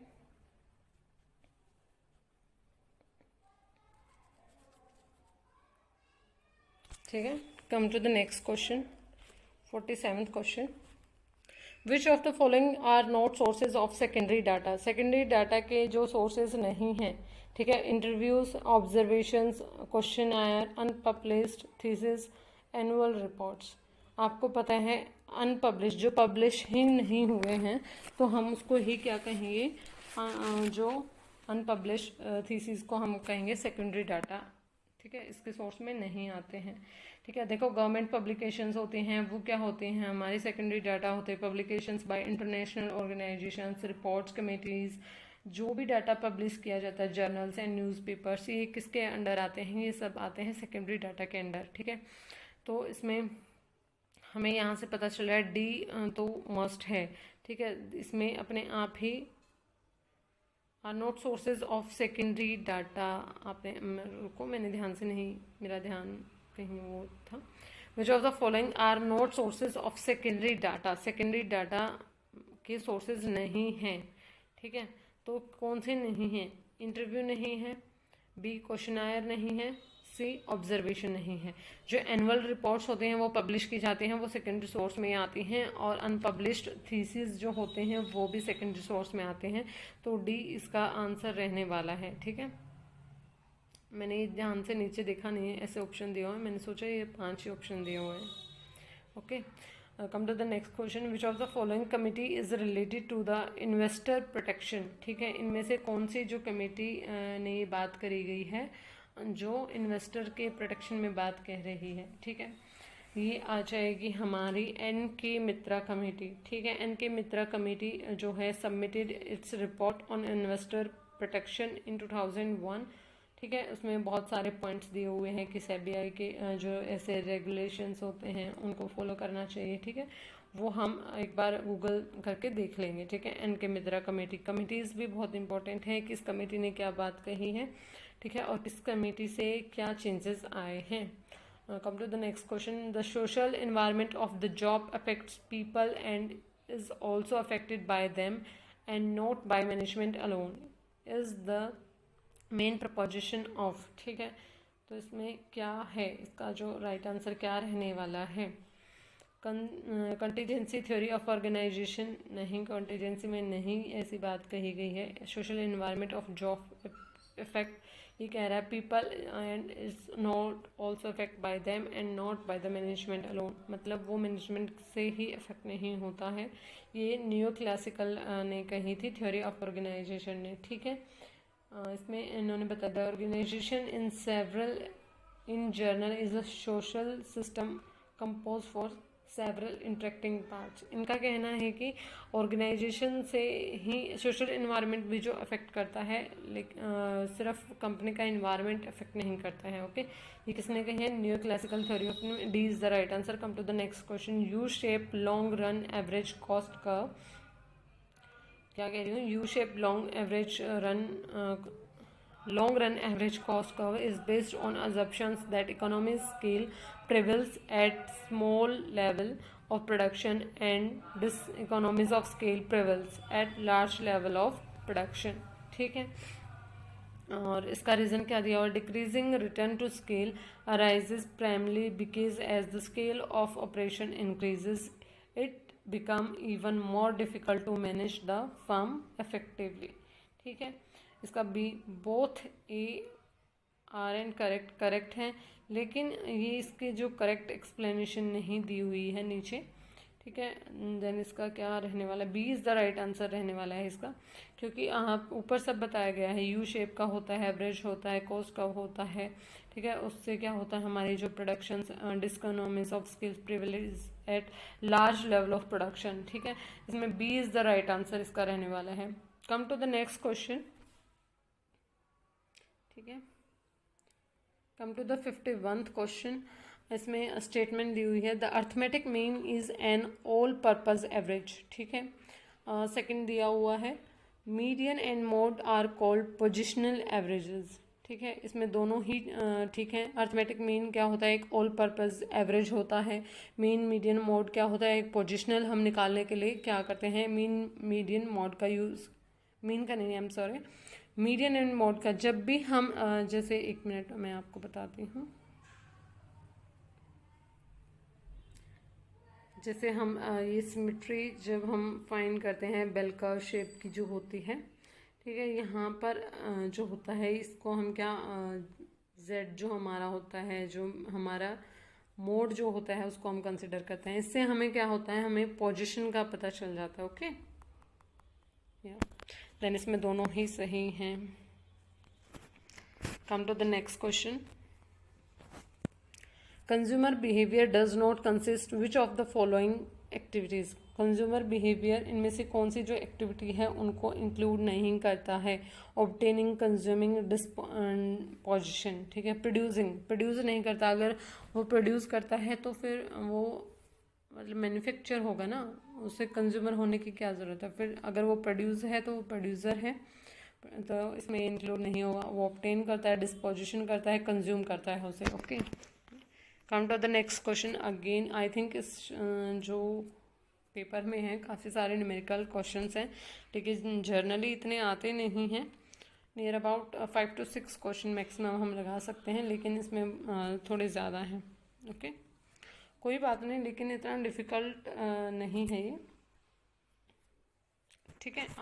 थोड़ा इजी है। एक मिनट, ये थोड़ा स्टेटमेंट थोड़ी उधर हो गई है, आई थिंक आप लोगों को विजिबल नहीं होगी अब, ठीक है। A firm consumes 90,000 units of a certain item of raw material in its production process annually, ठीक है। उसकी कॉस्ट है वो 3 per unit है। The cost per purchase order is 300 and the inventory carrying cost is 20% per year, ठीक है। 20% per year जो उसकी इन्वेंट्री कॉस्ट आती है। व्हाट इज EOQ जो है हमें वो निकालना है, ठीक है। देन हम इसमें EOQ का जो फॉर्मूला है वो डाल देंगे और उससे हम अपनी यूनिट निकाल लेंगे। EOQ का जो फॉर्मूला होता है वो होता है √2AB/CS, ठीक है। अब हमारे पास जो ए का मतलब होता है एनुअल कंजप्शन जो हमने करी है। बी से ऑर्डिनरी कॉस्ट पर ऑर्डर हम निकालते हैं, ठीक है। जो इसमें हम वैल्यू होगी वो पुट करते जाएंगे। CS क्या होती है, कैरिंग कॉस्ट पर यूनिट। अब हमें जो दिया हुआ है 2, ठीक है। उसके बाद हमें जो दी हुई है ये हमें क्या मिला हो, एनुअल कंजप्शन कितना है हमारा 90,000। एनुअल कंजप्शन हमें मिला है 90,000 का, ठीक है। और उसके बाद इस बी क्या है, बी हमारी ऑर्डिनरी कॉस्ट पर ऑर्डर थी, वो है 300 यूनिट, यहाँ पर मेंशन किया हुआ है तो यहाँ पर 300 लिख देंगे। फिर उसके बाद अपॉन में जो CS हमारा जो क्या था हमारा CS carrying cost per unit per annum जो हमें निकालनी थी, ठीक है। ये कैरिंग कॉस्ट 20% पर ईयर, तो हम इसका निकाल लेंगे तो ये आ जाएगी 0.6, ठीक है। इसको अब हम कट करेंगे, 0.6 है ये। कट करने के बाद इसको जो हमारी वैल्यू आ जाएगी वो तो देखो आपको खुद ही सोल्व करनी पड़ेगी, ठीक है। अगर मैं सोल्व कराने बैठ जाऊंगी तो बहुत ज़्यादा लंबा हो जाएगा। देन ये 9487 इसका जो राइट आंसर रहने वाला है। B is the right answer, ठीक है। ये बी में दिया हुआ है। देखो मेन आपको वैल्यूज़ हैं फॉर्मूलाज में पुट करनी है, दैट्स इट, ठीक है। ऐसे ही क्वेश्चंस आते हैं। Okay, come to the next question. 54 question, which of the following type of goodwill is consider to be the best, ठीक है। इनमें से कौन सी जो गुडविल है वो बेस्ट कंसिडर करी जाती है। Dog goodwill, cat goodwill, rat goodwill, cow goodwill, ठीक है। देखो थोड़ा हमें ऐसे लगेगा कि ये क्या है, लेकिन मतलब कैट जो गुडविल है वो बेस्ट कंसिडर की जाती है, ठीक है। According to Wilson, goodwill has been very ably divided into 3 types of cat, dog and rat in view of the peninsular habits of these 3 animals. The cat tends to stick to the abode. Cat goodwill is there for that which will adhere to the business which is being transferred and it is most valuable, ठीक है। जो गोड होता है, the dog follows his master, ठीक है। Dog क्या करता है, वो बहुत वफादार माना जाता है, वो अपने किसको फॉलो करता है, अपने मास्टर को फॉलो करता है। The rat is migrant, rat goodwill is practically valueless as it represents those customers who have no specialities either to the business और इट्स प्रॉपर्टीज, ठीक है। इसलिए रेट को हम नहीं फॉलो करते हैं। डॉग जो है वो अपने ओनर को ही फॉलो करता है। और हाँ, अब बात आती है किसकी, काउ गुडविल। एक मिनट गाइस, ठीक है। जो कि कैट गुडविल को बताया गया है कि वो आगे क्या करती है, बहुत ज़्यादा हेल्पफुल होती है। देन कैट गुडविल को हम इसमें करेंगे, okay.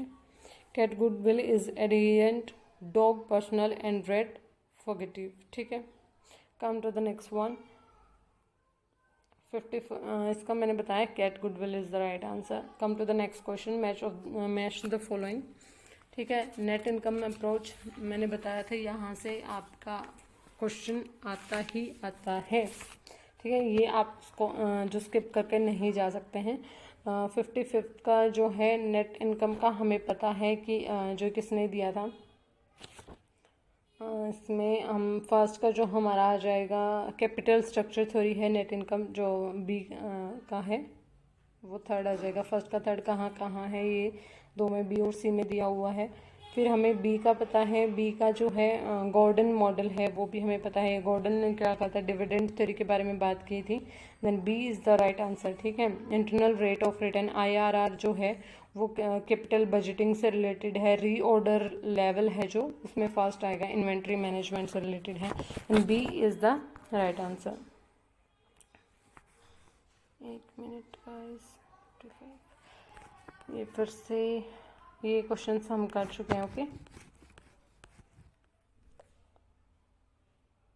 Come to the next question. Statement first, agreement without consideration is always valid, ठीक है। Agreement without consideration is always valid. All contracts are agreements but all agreements are not contracts, ठीक है। ये बात कही गई है इसमें। स्टेटमेंट फर्स्ट इज इनकरेक्ट, ठीक है, ऐसा कुछ नहीं है। Statement second is correct. 56 का जो सी पार्ट रहेगा, क्योंकि इसमें देखो agreement without consideration is always valid. ये नहीं है कि अगर उसकी कंसिडरेशन नहीं है, अगर उसकी कंसिडरेशन ही नहीं है तो वो वैलिड तो हो ही नहीं सकता। अगर हम किसी भी एग्रीमेंट के अंदर आते हैं, किसी भी कॉन्ट्रैक्ट के अंदर आते हैं, तो हमारी उसमें क्या होती है, उसमें कंसिडरेशन बहुत ज़्यादा इंपॉर्टेंट रोल प्ले करती है। अगर हमारी कंसिडरेशन से वो काम हुआ है तभी उसको माना जाता है। Then C is the right answer, okay. Come to the next question, ठीक है। 57th क्वेश्चन है, maximisation of firms growth rate, ठीक है। इसमें हम देखते हैं हमें कौन सा आता है। जो फर्स्ट का जो रहेगा, इसमें देखते हैं फर्स्ट का जो रहेगा सेकंड, ठीक है। Maximisation of firms growth rate आ जाएगा मैरिज हाइपोथेसिस, ठीक है। फर्स्ट का ए आ जाएगा। देन इसमें फर्स्ट का मीन्स मेरा कहने का मतलब है ए का सेकंड आ जाएगा, ठीक है। Maximisation of firms growth rate का आ जाएगा मैरिज हाइपोथेसिस। देन बी का जो मार्जिनल यूटिलिटी फंक्शन है वो किसने दी थी, वो है विलियमसन ने दी थी। आपको पता है विलियमसन ने जो मार्जिनल यूटिलिटी फंक्शन दिया था। थर्ड आ जाएगा सेटिस्फाइंग बिहेवियर, जो था वो सायर्ट मार्च हाइपोथेसिस से है। देन इसका A is the right answer. देखो ये चीज़ें इनमें कुछ समझाने के नहीं हैं, ये मतलब किसी ने दे रखी हैं तो ये पास्ट से रिलेटेड हैं और वो आपको क्लेम ही करना पड़ेगा, okay. In tax laws, donation to approved and notified association for scientific research is allowed as, अगर हमें जो डोनेशन है वो साइंटिफिक रिसर्च के लिए वो कितना अलाउ किया जाता है। वो अलाउ किया जाता है 150 ऑफ द डोनेशन, ठीक है। 150% ऑफ द डोनेशन जो है वो टैक्स लॉज में इंक्लूड किया जाता है as scientific research. Okay, D is the right answer. Come to the next 159 question. इसमें हमें जो हमारे जो स्टैंडर्ड्स हैं वो इसमें दिए हुए हैं। हमारे अकाउंटिंग जो स्टैंडर्ड्स हैं वो भी बहुत इंपॉर्टेंट हैं, ठीक है। ये इंडिया अकाउंटिंग स्टैंडर्ड्स के बारे में बात करी गई है यहाँ पर, ठीक है। एक मिनट, इनके जो ऑप्शंस हैं वो ऊपर मिलेंगे।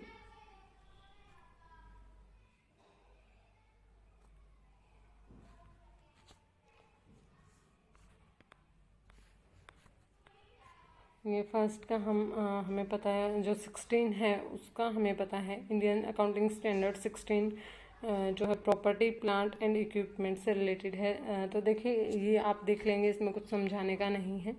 इसका जो मैं सीधा इसका आंसर बता देती हूँ आपको। 59 क्वेश्चन का बी इसका आंसर रहने वाला है, ठीक है। B is the right answer. Come to the next question.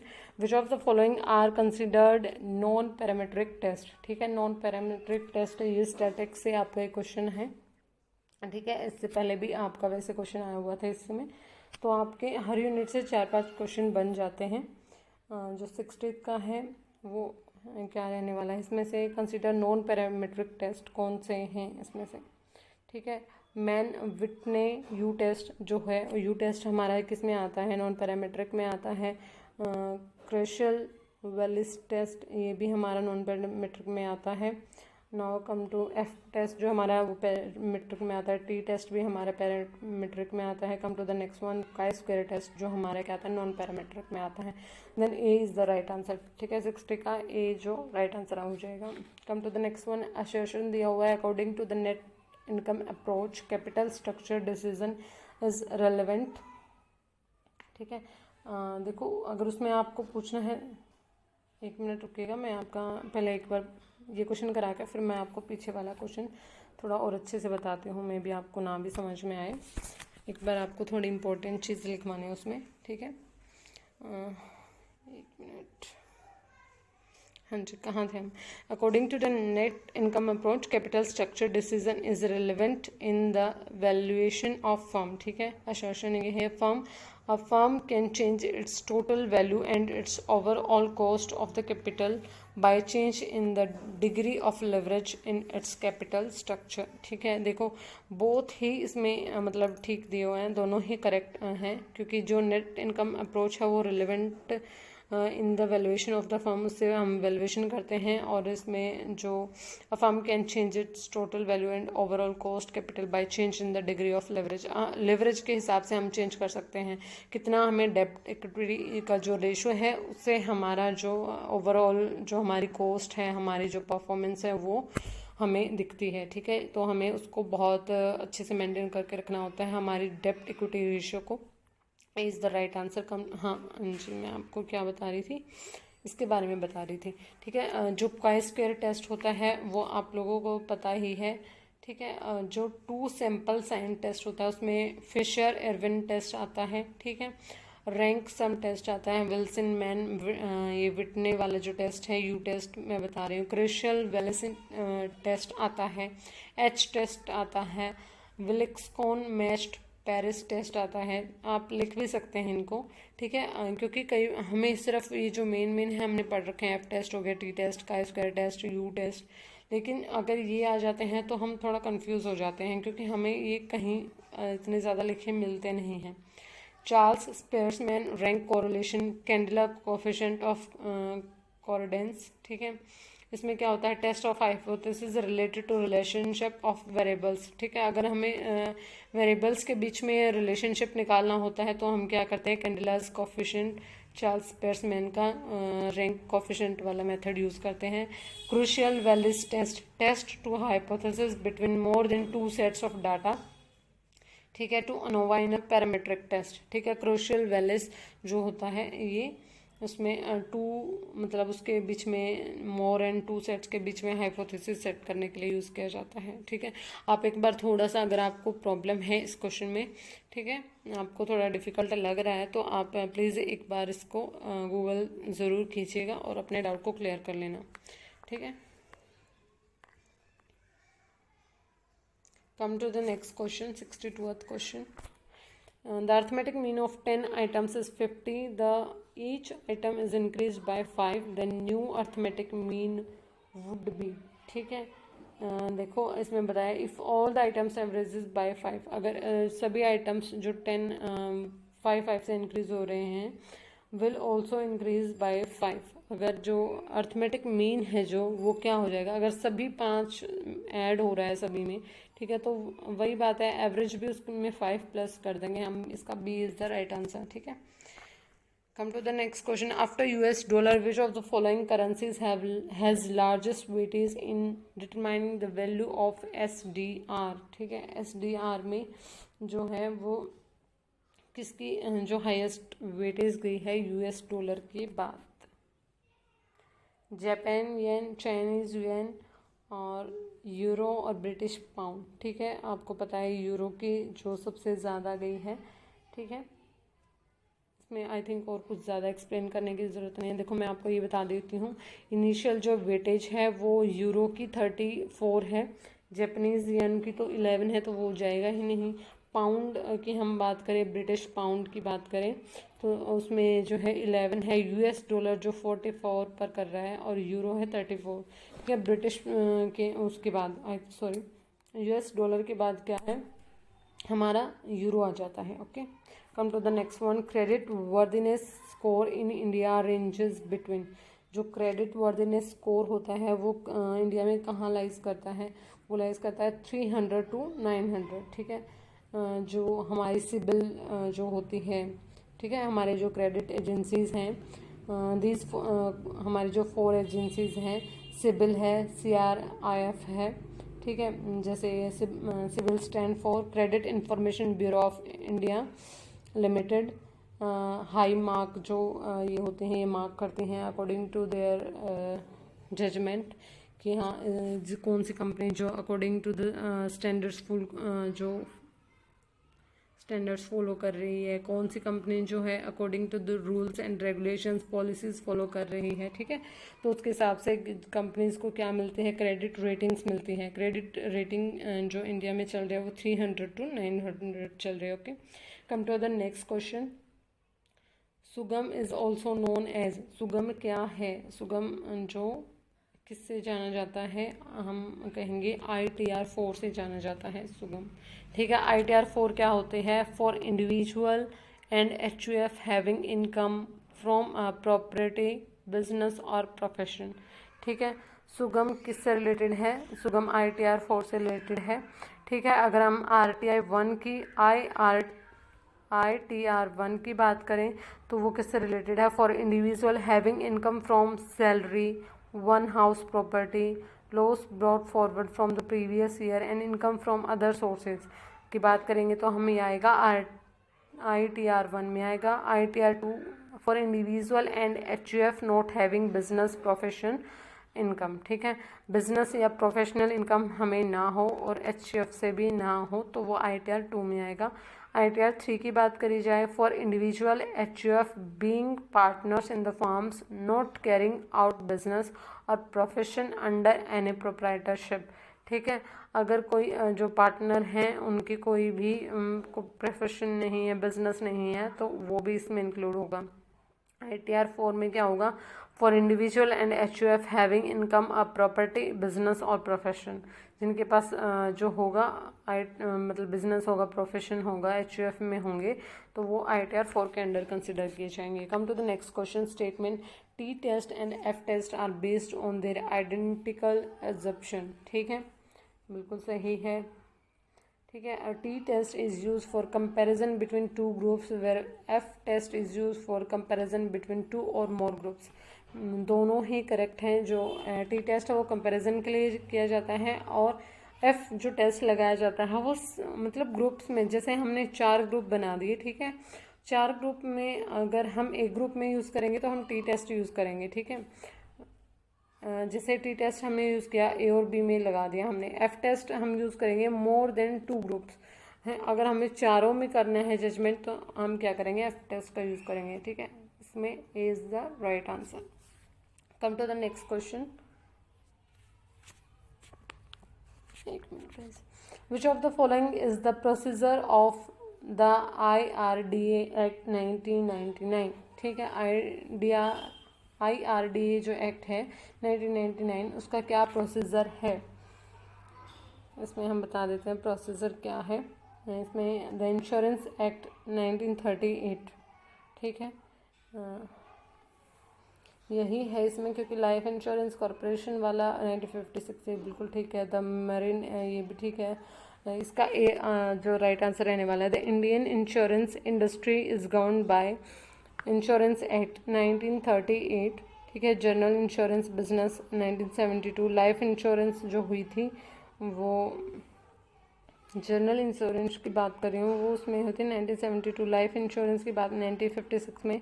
And insurance regulatory development authority, ठीक है, इंश्योरेंस रेगुलेटरी डेवलपमेंट अथॉरिटी 1999 में आई थी, ठीक है। ये द इंश्योरेंस एक्ट से रिलेटेड है। Okay, come to the next question. Motivation force और level of efforts is not equal to satisfaction and performance is propounded by, ठीक है, ये किससे propounded होता है, पोर्टर लोअल मॉडल, ठीक है, X and Y theory, Adams equity theory, Vroom's expectancy theory, किससे रिलेटेड होता है ये। मोटिवेशन फोर्स और level of efforts is not equal to satisfaction and performance is propounded by, किसने कहा था, ये कहा था पोर्टर लॉवलर मॉडल ने कहा था, ठीक है, पोर्टर लॉवलर मॉडल ने। Come to the next question, A is the right answer रहने वाला है 68 का। 69th question, which is the most appropriate mode of entry in international business to an enterprise with little experience of international market। कौन सा जो most appropriate mode है international market में involve होने का, एक्वाजिशन नहीं, अगर हम कोई फर्म एक्वायर करेंगे कहीं पर बाहर, वो बहुत ज़्यादा कॉस्ट हो जाएगी उसकी, हम बेयर नहीं कर सकते। स्ट्रेटेजिक अलायंस नहीं, हम स्ट्रेटेजिक अलायंस से नहीं जा सकते हैं। जॉइंट वेंचर, अगर हम किसी के साथ जॉइंट वेंचर करते हैं तब भी हमारे पास अच्छा खासा पैसा होना चाहिए। डी एक्सपोर्टिंग के थ्रू हम कर सकते हैं, क्योंकि वो इंडिया में ही मीन्स हमें कुछ करना है जैसे, तो हम क्या कर सकते हैं, इंडिया में ही रहकर अपने प्रोडक्ट को एक्सपोर्ट कर सकते हैं, इंटरनेशनल मार्केट का हम पार्ट बन सकते हैं। देन इसका D is the right answer, ठीक है। Come to the next question, ठीक है। WTO का जो है वो हेडक्वार्टर कहाँ पर है, आपको पता है, ठीक है। इसमें जिनेवा में WTO का जो हेडक्वार्टर रहने वाला है। देन सेकंड जो ऑप्शन है वो सिर्फ एक ही है फर्स्ट का। Then A is the right answer रहने वाला है। IMF का आपको पता है कहाँ होगा, वाशिंगटन DC में होगा। FAQ का जो होगा वो 4th में होगा, रोम में। EU का होने वाला है ब्रसेल्स में, ठीक है। Come to the next question. When a company distributes its products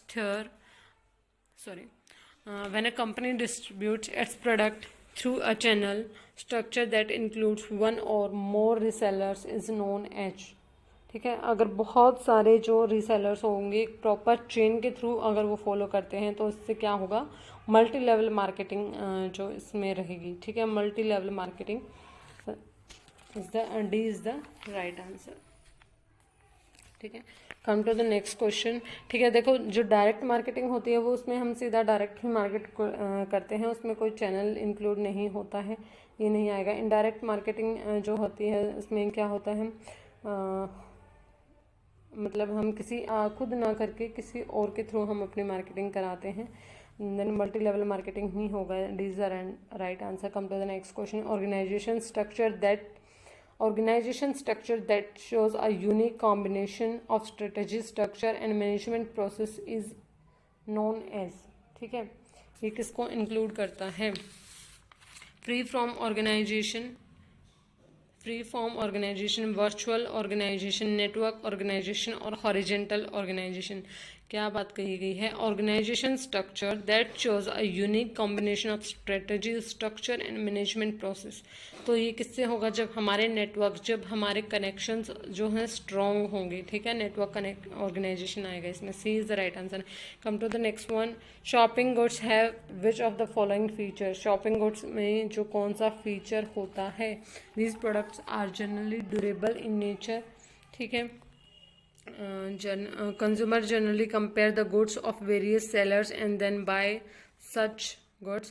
Per unit price of these goods is generally high. नहीं, ऐसा नहीं होता. These goods are regularly and continuously in demand. ऐसा सच नहीं है. These goods are sold as a result of aggressive promotional efforts. नहीं, ऐसा नहीं हो, क्योंकि these goods are sold as a result of aggressive promotional. नहीं, एग्रेसिव से कोई अपने गुड्स थोड़ी ना बेचता है। These products are generally durable in nature. नहीं, ये भी नहीं होगा, क्योंकि बहुत सारे प्रोडक्ट्स ऐसे भी होते हैं जब हम शॉपिंग करने जाते हैं जो मतलब ड्यूरेबल होते हैं, इनड्यूरेबल भी होते हैं, ठीक है, तो ये मैंडेटरी नहीं है। कंज्यूमर जनरली कंपेयर द, ये करते हैं क्योंकि हम कंपेयर करते हैं, अच्छा ये इस कंपनी का है, ये इस कंपनी का है, कौन सी की जो क्वालिटी अच्छी है, प्राइस किसका लो है, ये इसमें हम चेक करते हैं जब भी हम शॉपिंग करने जाते हैं। Then B is the right answer. Okay, एक मिनट। ओके, ये ऐसे दिया हुआ है, देन इसमें हम क्या लगाएंगे, बी इसमें इन्वॉल्व है। These products are generally durable in nature, shopping हम करने जाते हैं। C, per unit price of these goods is generally high, ठीक है।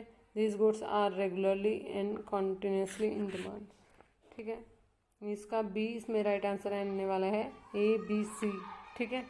इसमें जो कैरेक्टरिस्टिक्स इसमें दी हुई हैं, the shopping efforts include search and comparison of goods on the basis of price, quality and suitability, ठीक है।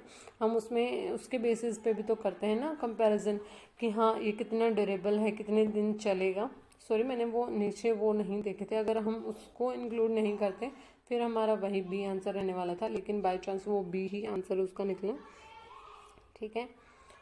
विच ऑफ द फॉलोइंग, आपको ये नहीं है, आपको हर तरीके से जो क्वेश्चंस को टैकल करने आना चाहिए। Which one of the following analyse is suitable for risk return analysis in financial decision, ठीक है। फाइनेंशियल डिसीजन में के टाइम पर हम रिस्क को एनालाइज कर सकते हैं, कौन एनालाइज इन फाइनेंशियल डिसीजन, ठीक है। रिस्क रिटर्न जिसमें हम करते हैं तो कौन सा सुटेबल रहता है, कौन सा मॉडल जो हम फॉलो करते हैं, वो हमारा कैपेम मॉडल को हम फॉलो करते हैं रिस्क रिटर्न एनालिसिस के टाइम पे, ठीक है। बहुत ईजी क्वेश्चन है। 75, विच of the following is not a main stage in a customer relationship cycle, ठीक है। लाइफ साइकिल जो होती है कस्टमर की, उसमें कौन सा जो इनमें से इम्पोर्टेंट स्टेप नहीं है। कस्टमर एक्वाजिशन, ठीक है। कस्टमर डेवलपमेंट, हाँ जी। कस्टमर सेटिस्फेक्शन, कस्टमर इनोवेंस, ठीक है। जो इसमें देखो, customer life cycle is typically has 3 phases, acquisition, growth and retention. Customer की जो लाइफ होती है उसमें 3 स्टेप्स होते हैं। एक्वाजिशन होती है, फिर हम उसकी ग्रोथ होती है, फिर उसके बाद रिटेंशन हम करते हैं। देन इसमें जो कौन सा स्टेप नहीं होगा, इसका सी स्टेप नहीं होने वाला है कस्टमर रिलेशनशिप में, कस्टमर सेटिस्फेक्शन, ठीक है। नोट अ मेन स्टेज बात करी गई, नोट अ मेन स्टेज मैंने बताया है, आप सर्च भी कर लेना, ठीक है। इसमें कस्टमर एक्विजिशन फर्स्ट स्टेप होता है साइकिल का, फिर उसके बाद होते हैं कस्टमर डेवलपमेंट, बिल्ड, ग्रोथ, फिर customer retention. The most valuable customers are the most sought after customer by the competitors, ठीक है। तो हमें ये देखना है, इसमें कस्टमर सेटिस्फेक्शन नहीं इन्वॉल्व होगा। Come to the next one belt one road initiative, BRI is not intended to, ठीक है। ये करंट अफेयर टाइप का क्वेश्चन है, जो मतलब जो स्कीम्स चलाई जाती हैं उनका क्वेश्चन है ये, ठीक है। ट्रेड प्रोटेक्टिज्म, ठीक है। इससे वन बेल्ट वन रोड, अगर किससे बात करी गई है, रोड से, तो देन हमारे ट्रेड के बारे में बात करी जा रही है। Okay okay, sorry guys. Come to the next question, trade protectionism. Come to the next question 77, following are the events of an organisational culture. देखो मेरी आवाज़ है ना बैठती जा रही है, ठीक है, लेकिन हम 100 के 100 क्वेश्चन करके रहेंगे चाहे कुछ भी हो जाए। आप चैनल को सब्सक्राइब करना मत भूलिए, क्योंकि आपके लिए मेहनत की जाती है। ओके। और हमें अच्छा लगता है कि हम मतलब प्रोवाइड करें आप लोगों के लिए ये मटेरियल। जो नीडी पीपल होते हैं, जो जिन बच्चों को नहीं मिल पाता है, कहीं से कहीं सोर्सेस नहीं मिल पा रहे हैं, तो उनके लिए बहुत बेस्ट है ये video. Following are the events एक minute. Following are the events of an organisational culture. तो इसमें क्या रहेगा? ठीक है, following are the events of an organisational culture. Sorry, बस एक मिनट।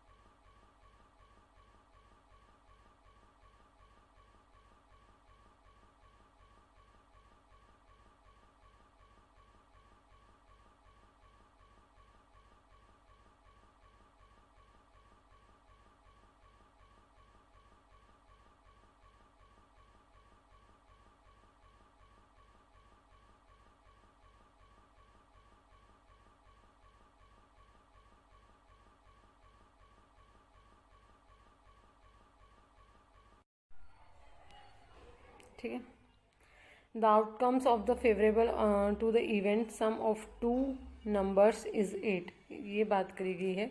ठीक है, तो उसके क्या पेयर हो सकते हैं? उनका जो सम जो है वो 8 होना चाहिए। 6 और 8 हो सकता है, 6 और 2 सॉरी 6 और 2 इसके हो सकते हैं। 5 और 3 इसमें आ सकते हैं। 5 और 3 8 होते हैं। 4 4 हम इसमें ले सकते हैं। 4 4 8 होते हैं। एक मिनट। ठीक है, 4 4 एंड इसमें फिर हम इसके जो रिवर्स होते हैं 3 5 और 2 6 ले लेंगे। ठीक है, देन ये हमारे कितने केसेस बन जाते हैं? ये हमारे 5 केसेस बन जाते हैं। ठीक है, देन इसको हम क्या करेंगे? टोटल कितने केसेस बनते हैं हमारे? 6 के स्क्वायर 36, तो 5 आउट ऑफ 36 ये हमारा आंसर आ जाएगा। ठीक है, इसमें B is the right answer. ठीक है, बी इसमें हमारा राइट आंसर होने वाला है। ठीक है, come to the next question. The essence of the law of diminishing return is. क्या एसेंस है law of diminishing marginal utility? क्या होता है? इन इलास्टिक प्रोडक्शन होता है, ऐसा नहीं है। ठीक है, एक minute. The essence of law of diminishing return is, ठीक है, negative marginal utility, production declining total production, declining average production. ठीक है, 79 का। ठीक है, मैं बताती हूँ आपको law of diminishing marginal utility क्या होता है, उसके बाद आप ही इसका आंसर बताओगे मुझे। The law of diminishing marginal utility return state that as more of a variable resource is combined with a given amount of another resource, the law of diminishing marginal utility returns is the most important feature of production in the short run. ठीक है, ये short run के लिए होता है।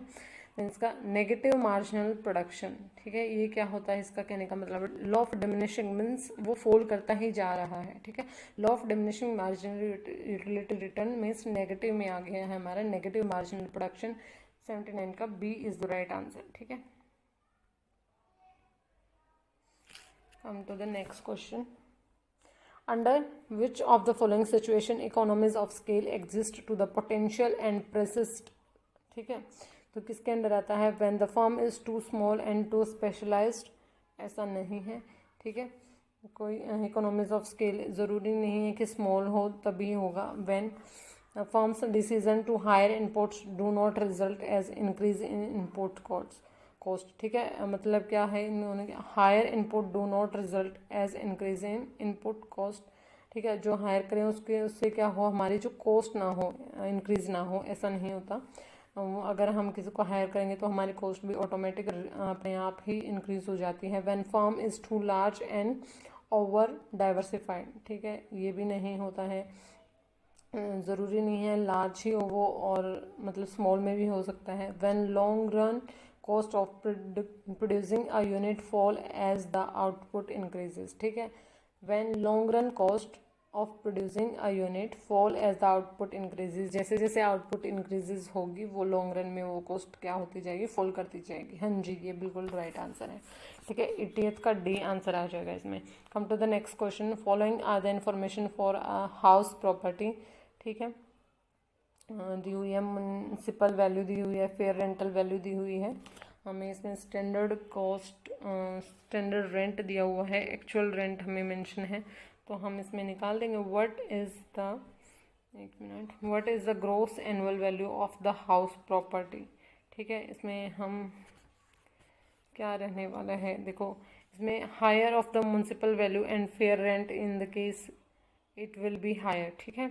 और 450 और 5 लाख, या तो हम 4,50,000 ले सकते हैं and 5 lakh, so it will B 5 lakh. जो मतलब म्यूनसिपल और फेयर जो रेंट होता है उनमें से हम क्या लेते हैं, एक मिनट में आपको अच्छे से बताती हूँ। जो ये दोनों हैं इनमें से जो भी हायर होता है, ठीक है, हायर, उसी को हम कंसिडर करते हैं। जैसे अब इसमें क्या है, 5 लाख हायर है तो इसमें हम 5 लाख को कंसिडर करेंगे, ठीक है।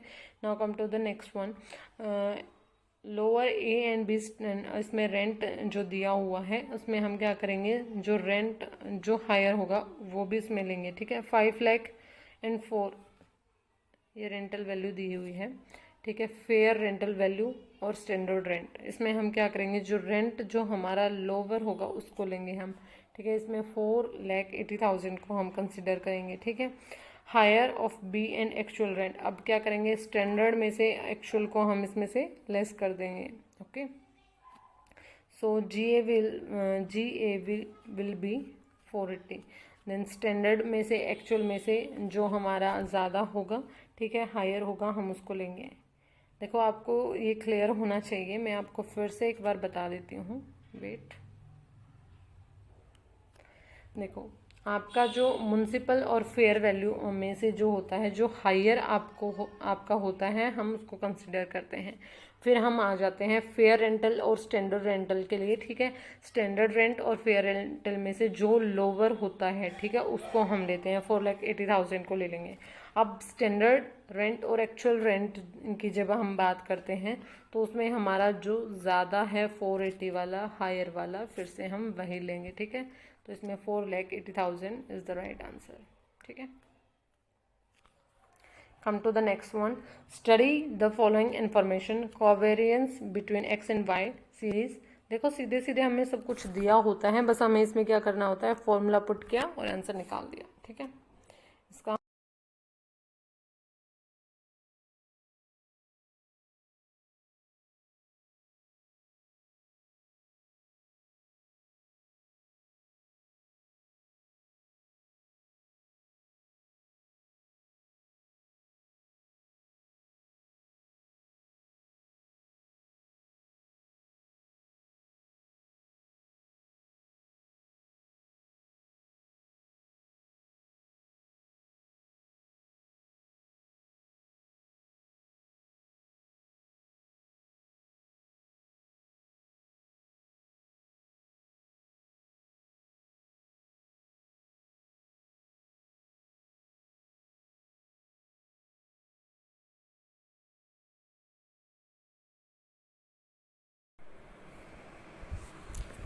Now come to the next question, covariance. देखो इसमें फिर से न्यूमेरिकल क्वेश्चन है हमारे पास। Covariance between X and Y series हमें दिया हुआ है, स्टैंडर्ड डेविएशन हमें दिया हुआ है दोनों एक्स एंड वाई का, नंबर ऑफ पेयर्स ऑब्जर्वेशन हमें मिला हुआ है, द कोफिशिएंट ऑफ कोरिलेशन हमें निकालना है, ठीक है। कोफिशिएंट ऑफ कोरिलेशन का हमें फॉर्मूला पता होना चाहिए, देन हम इजीली इस क्वेश्चन को कर पाएंगे, ठीक है। मैं यहाँ पे बोल भी रही हूँ और लिख भी देती हूँ, कोफिशिएंट ऑफ कोरिलेशन, ठीक है, उसका फॉर्मूला है covariance between X and Y, ठीक है। Standard deviation of X and Y, ये इसका फॉर्मूला है। ठीक है, यहाँ पर हम इस फॉर्मूले में इसको पुट करेंगे। इसको एक बार देख लेना आप। ठीक है, मैं साथ साथ आपको बोल भी रही हूँ। ठीक है, एक मिनट गाइस। ठीक है, देन हमें दिया हुआ है ये, एक मिनट,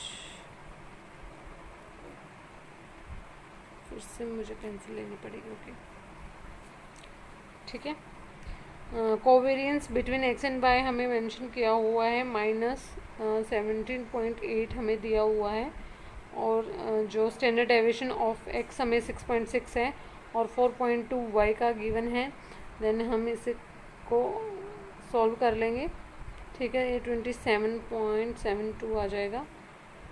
देन जो फाइनल आएगा 0.642 आ जाएगा। ठीक है, -0.642 इसका आंसर आ जाएगा।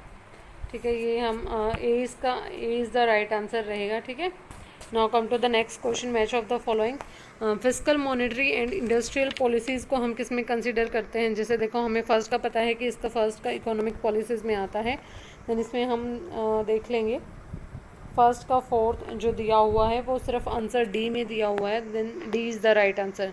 Come to the next question, capital structure and leverage decision come in the ambit of. ठीक है, ये किसके अंडर आता है? Investment decision, distribution decision, financing decision, dividend decision. ठीक है, ये आता है फाइनेंसिंग डिसीजन के अंडर, क्योंकि इसके अंडर ही हम डिस्कस करते हैं कि दैट कितना जो डेब्ट इक्विटी रेशियो हमें लेना है, कितना जो रेशियो है वो मतलब अच्छा रहेगा कंपनी के लिए। ठीक है, come to the next question, section 6 और जो है वो हमें इसका पता है कि सेक्शन 6 किससे रिलेटेड है? वो है रेजिडेंट से। फर्स्ट का थर्ड तीनों ऑप्शन में दिया हुआ है। और फिर हम आगे बात करते हैं, सेक्शन 10A का जो है वो लीव सैलरी से रिलेटेड है। देन ठीक है, बी का जो फोर्थ आ जाएगा, बी का फोर्थ ये डी में है, D is the right answer. ठीक है गाइस, देखो इसमें कुछ समझाने का आई थिंक कुछ नहीं है, ये सिर्फ क्रैमिंग पोर्शन है। Then you have to cram it. Okay, जो समझाने का वो मैंने समझाया भी है। Come to the next question, the channel alternative is not to be assessed on the basis of. किसके बेसिस पे जो है चैनल के अल्टरनेटिव को असेस नहीं किया जा सकता है? Economic criteria, control criteria, adaptive criteria और accumulation criteria.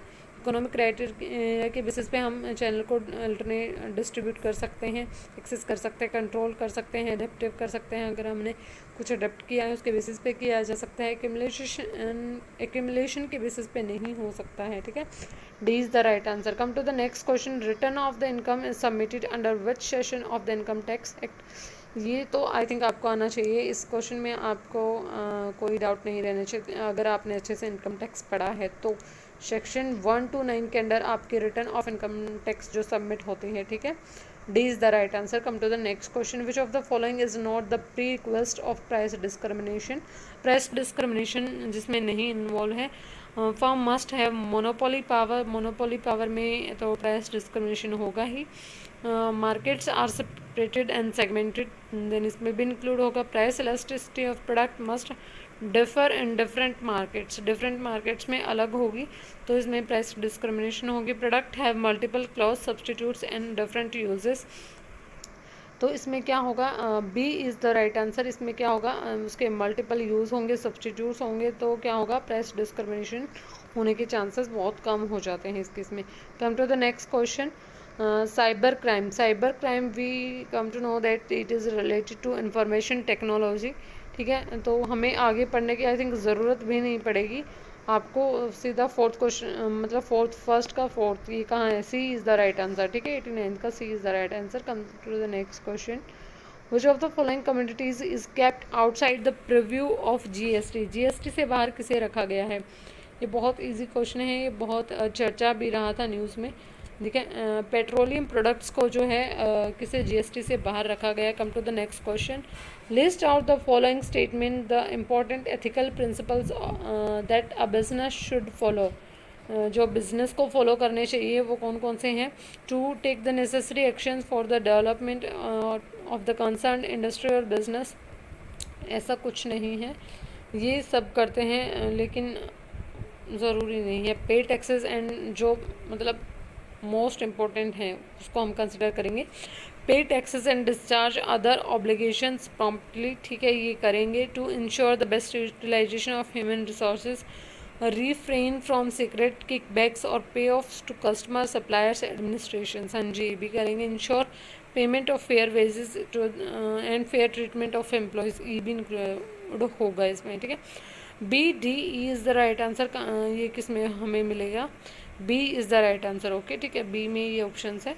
Come to the next question. Deduction under section 37E is allowed under tax laws for those expenditure which are of revenue nature, capital nature, ठीक है। और कौन से किससे related होगा? Both revenue and capital, deferred revenue expenses. Then इसमें क्या करेंगे हम? इसके अंडर आता है सिर्फ रेवेन्यू से रिलेटेड हमें जो डिडक्शंस मिलती हैं इसके अंदर, ठीक है। Come to the next question 93। Which of the following reflects the sum of perceived tangible intangible benefits and cost to a customer, ठीक है। प्रिसिव इसमें हम बात करते हैं जो टेंजिबल और इंटेंजिबल बेनिफिट्स होते हैं वो वैल्यू से रिलेटेड होते हैं, ठीक है। Value reflects the sum of the perceived tangible intangible benefits and cost to the customer. It's primarily a combination of quality service and price called the customer value, ठीक है। इसमें क्या करते हैं हम? क्वालिटी प्रोवाइड करते हैं, सर्विस प्रोवाइड करते हैं and at a reasonable price we are talking about. Then customer value इसमें ठीक रहेगा। C is the right answer. Come to the next question. Which of the following are included in digital payment system? Digital payment system में किसको include किया गया है? RTGS को include किया गया है and real time gross settlement, NEFT, national electronic fund transfer, इनको इंक्लूड किया गया। A and C is the right answer. Okay, C is the right answer. Come to the next question. The current market price of a company share is 90 and the expected dividend per share next year is 4.5. If the dividend is expected to grow at a constant rate of 8%, the shareholders required rate of return will be, उसकी क्या return रहेगी वो हम निकालते हैं। देखो इसका जो मतलब हमें कितना दिया हुआ है 4.5, हमें एक्सपेक्टेड जो डिविडेंड है कितने पे दिया गया है? ये 90 पर दिया गया है, ठीक है। प्लस में हमें एक कांस्टेंट रेट से हमें क्या है? डिविडेंड भी मिल रहा है, ठीक है। इनको हम सॉल्व कर लेंगे, ठीक है। ये सॉल्व करने के बाद ये कट जाने के बाद क्या आ जाएगा? 0.5 प्लस ये 5 होगा 0.8 एक मिनट क्या लिख रही हूँ? 0.05 आ जाएगा इसको कट करने के बाद, प्लस 0.08 इसको हम सॉल्व करेंगे तो 0.13 आ जाएगा। Then 13% is the right answer, ठीक है। 100 से मल्टीप्लाई करने के बाद हमें ये क्या हो जाएगा? 13%। Come to the next question. New reform in Indian banking system include, किस किस को इंक्लूड किया गया है न्यू बैंकिंग में? डिजिटाइजेशन ऑफ बैंक ऑपरेशंस, ठीक है, इनको किया गया है। Banking consolidation, borrowing from government, agency work, ठीक है। देखते हैं हम, एक मिनट गाइस। 96 ए में ए एंड बी को इंक्लूड इसमें किया गया है, ठीक है। डिजिटाइजेशन ऑफ बैंक और बैंक कंसोलिडेशन, ठीक है। A is the right answer. Come to the next question. Currency swap is a method of, currency swap किसका मेथड है? Hedging against foreign exchange risk. हाँ जी, ये hedging against foreign exchange risk से related है। Speculation in foreign exchange नहीं। Leverage instrument used by cooperative banks नहीं। Mode of payment in international trade नहीं। A is the right answer, क्योंकि ये हेज करता है अगेंस्ट फॉरेन एक्सचेंज रिस्क। जो हमें फॉरेन एक्सचेंज में हमारा जो रिस्क रहता है कि हमारी जो करेंसी वो फॉल ना कर जाए, तो उस केस में क्या करते हैं हम? करेंसी स्वैप मेथड को यूज़ करते हैं। Come to the next question. Peter F. Drucker noted the relationship between selling and marketing in which of the following terms used, ठीक है। कौन सी जो टर्म को यूज़ किया गया था? Marketing is a subsidiary component of selling, ठीक है। B, the aim of marketing is to make selling super fabulous. The aim of selling is to make marketing super fabulous. Selling and marketing are essential the same thing. ठीक है, 98 का जो right answer रहेगा B. The marketing को जो है make selling, अपनी जो सेल्स को बड़ा सुपर बनाने की इसमें बात करी गई है पीटर एफ ड्रकर ने। B is the right answer. Come to the next question, quantitative import restriction that limit the quantity of a product being imported is called. देखो, अब अगर हम कोई भी क्वांटिटी की जो इम्पोर्ट रिस्ट्रिक्शंस लगा दी जाती हैं वो क्या होती हैं, वो होते क्वाटास, जो हमारे होते क्वाटास जो लगा दिए जाते हैं। ठीक है, quota is a quantitative restrictions on import. Quotas limit the amount of a product that can be imported into a country over the specified period of time. ठीक है, B is the right answer. Come to the next question. Chilapati Rao committee was constituted for the restructuring of, ठीक है, ये किसके लिए committee आई थी? देखो, different committees हैं, वो आपको एक बार गो थ्रू हो जाना है उसके, ताकि आप मतलब एटलीस्ट पता लगा पाओ कि हाँ ये किससे रिलेटेड था। ठीक है, चलापाती राव कमेटी किससे रिलेटेड है? Regional rural banks in India. ठीक है, D is the right answer. ठीक है गाइस, हमने 100 के 100 क्वेश्चन कंप्लीट कर लिए हैं, प्लस में हमने इनके जो फर्दर पार्ट्स हैं उनको भी डिस्कस किया है। नियर अबाउट हम 400 क्वेश्चंस कर चुके हैं। ठीक है, बहुत मतलब थोड़ा एक्सप्लेनेशन में टाइम भी लगा है, कहीं पर कहीं जल्दी भी हुआ है। तो अगर किसी के सब क्लियर हैं, जिनको सिर्फ ये देखना है कि हाँ कैसे क्वेश्चंस आए हैं, कैसे क्या है, तो डबल स्पीड से देख सकते हैं। वैसे भी अब टाइम बहुत कम रह गया है। ठीक है, लेकिन अगर आप दिसंबर के लिए प्रिपेयर कर रहे हैं तो आपको बहुत अच्छे से एक बार गो थ्रू हो जाना है, हर चीज़ को आराम से ध्यान से पढ़ना है। ठीक है गाइस, बस इतना ही मैं आपके साथ शेयर करने आई थी। और इसका जो पेपर, ये पेपर 2 के लिए है, पेपर 1 की जो आपके लिए जल्द ही आने वाली है। ठीक है, वो 1 और 2 डेज़ में आपके लिए आ जाएगी। उससे भी आप मतलब एक एस्टिमेशन लगा सकते हैं कि कैसा पेपर आता है और कैसे आपको अटेम्प्ट करना है। ठीक है, okay, thank you guys, okay, good night.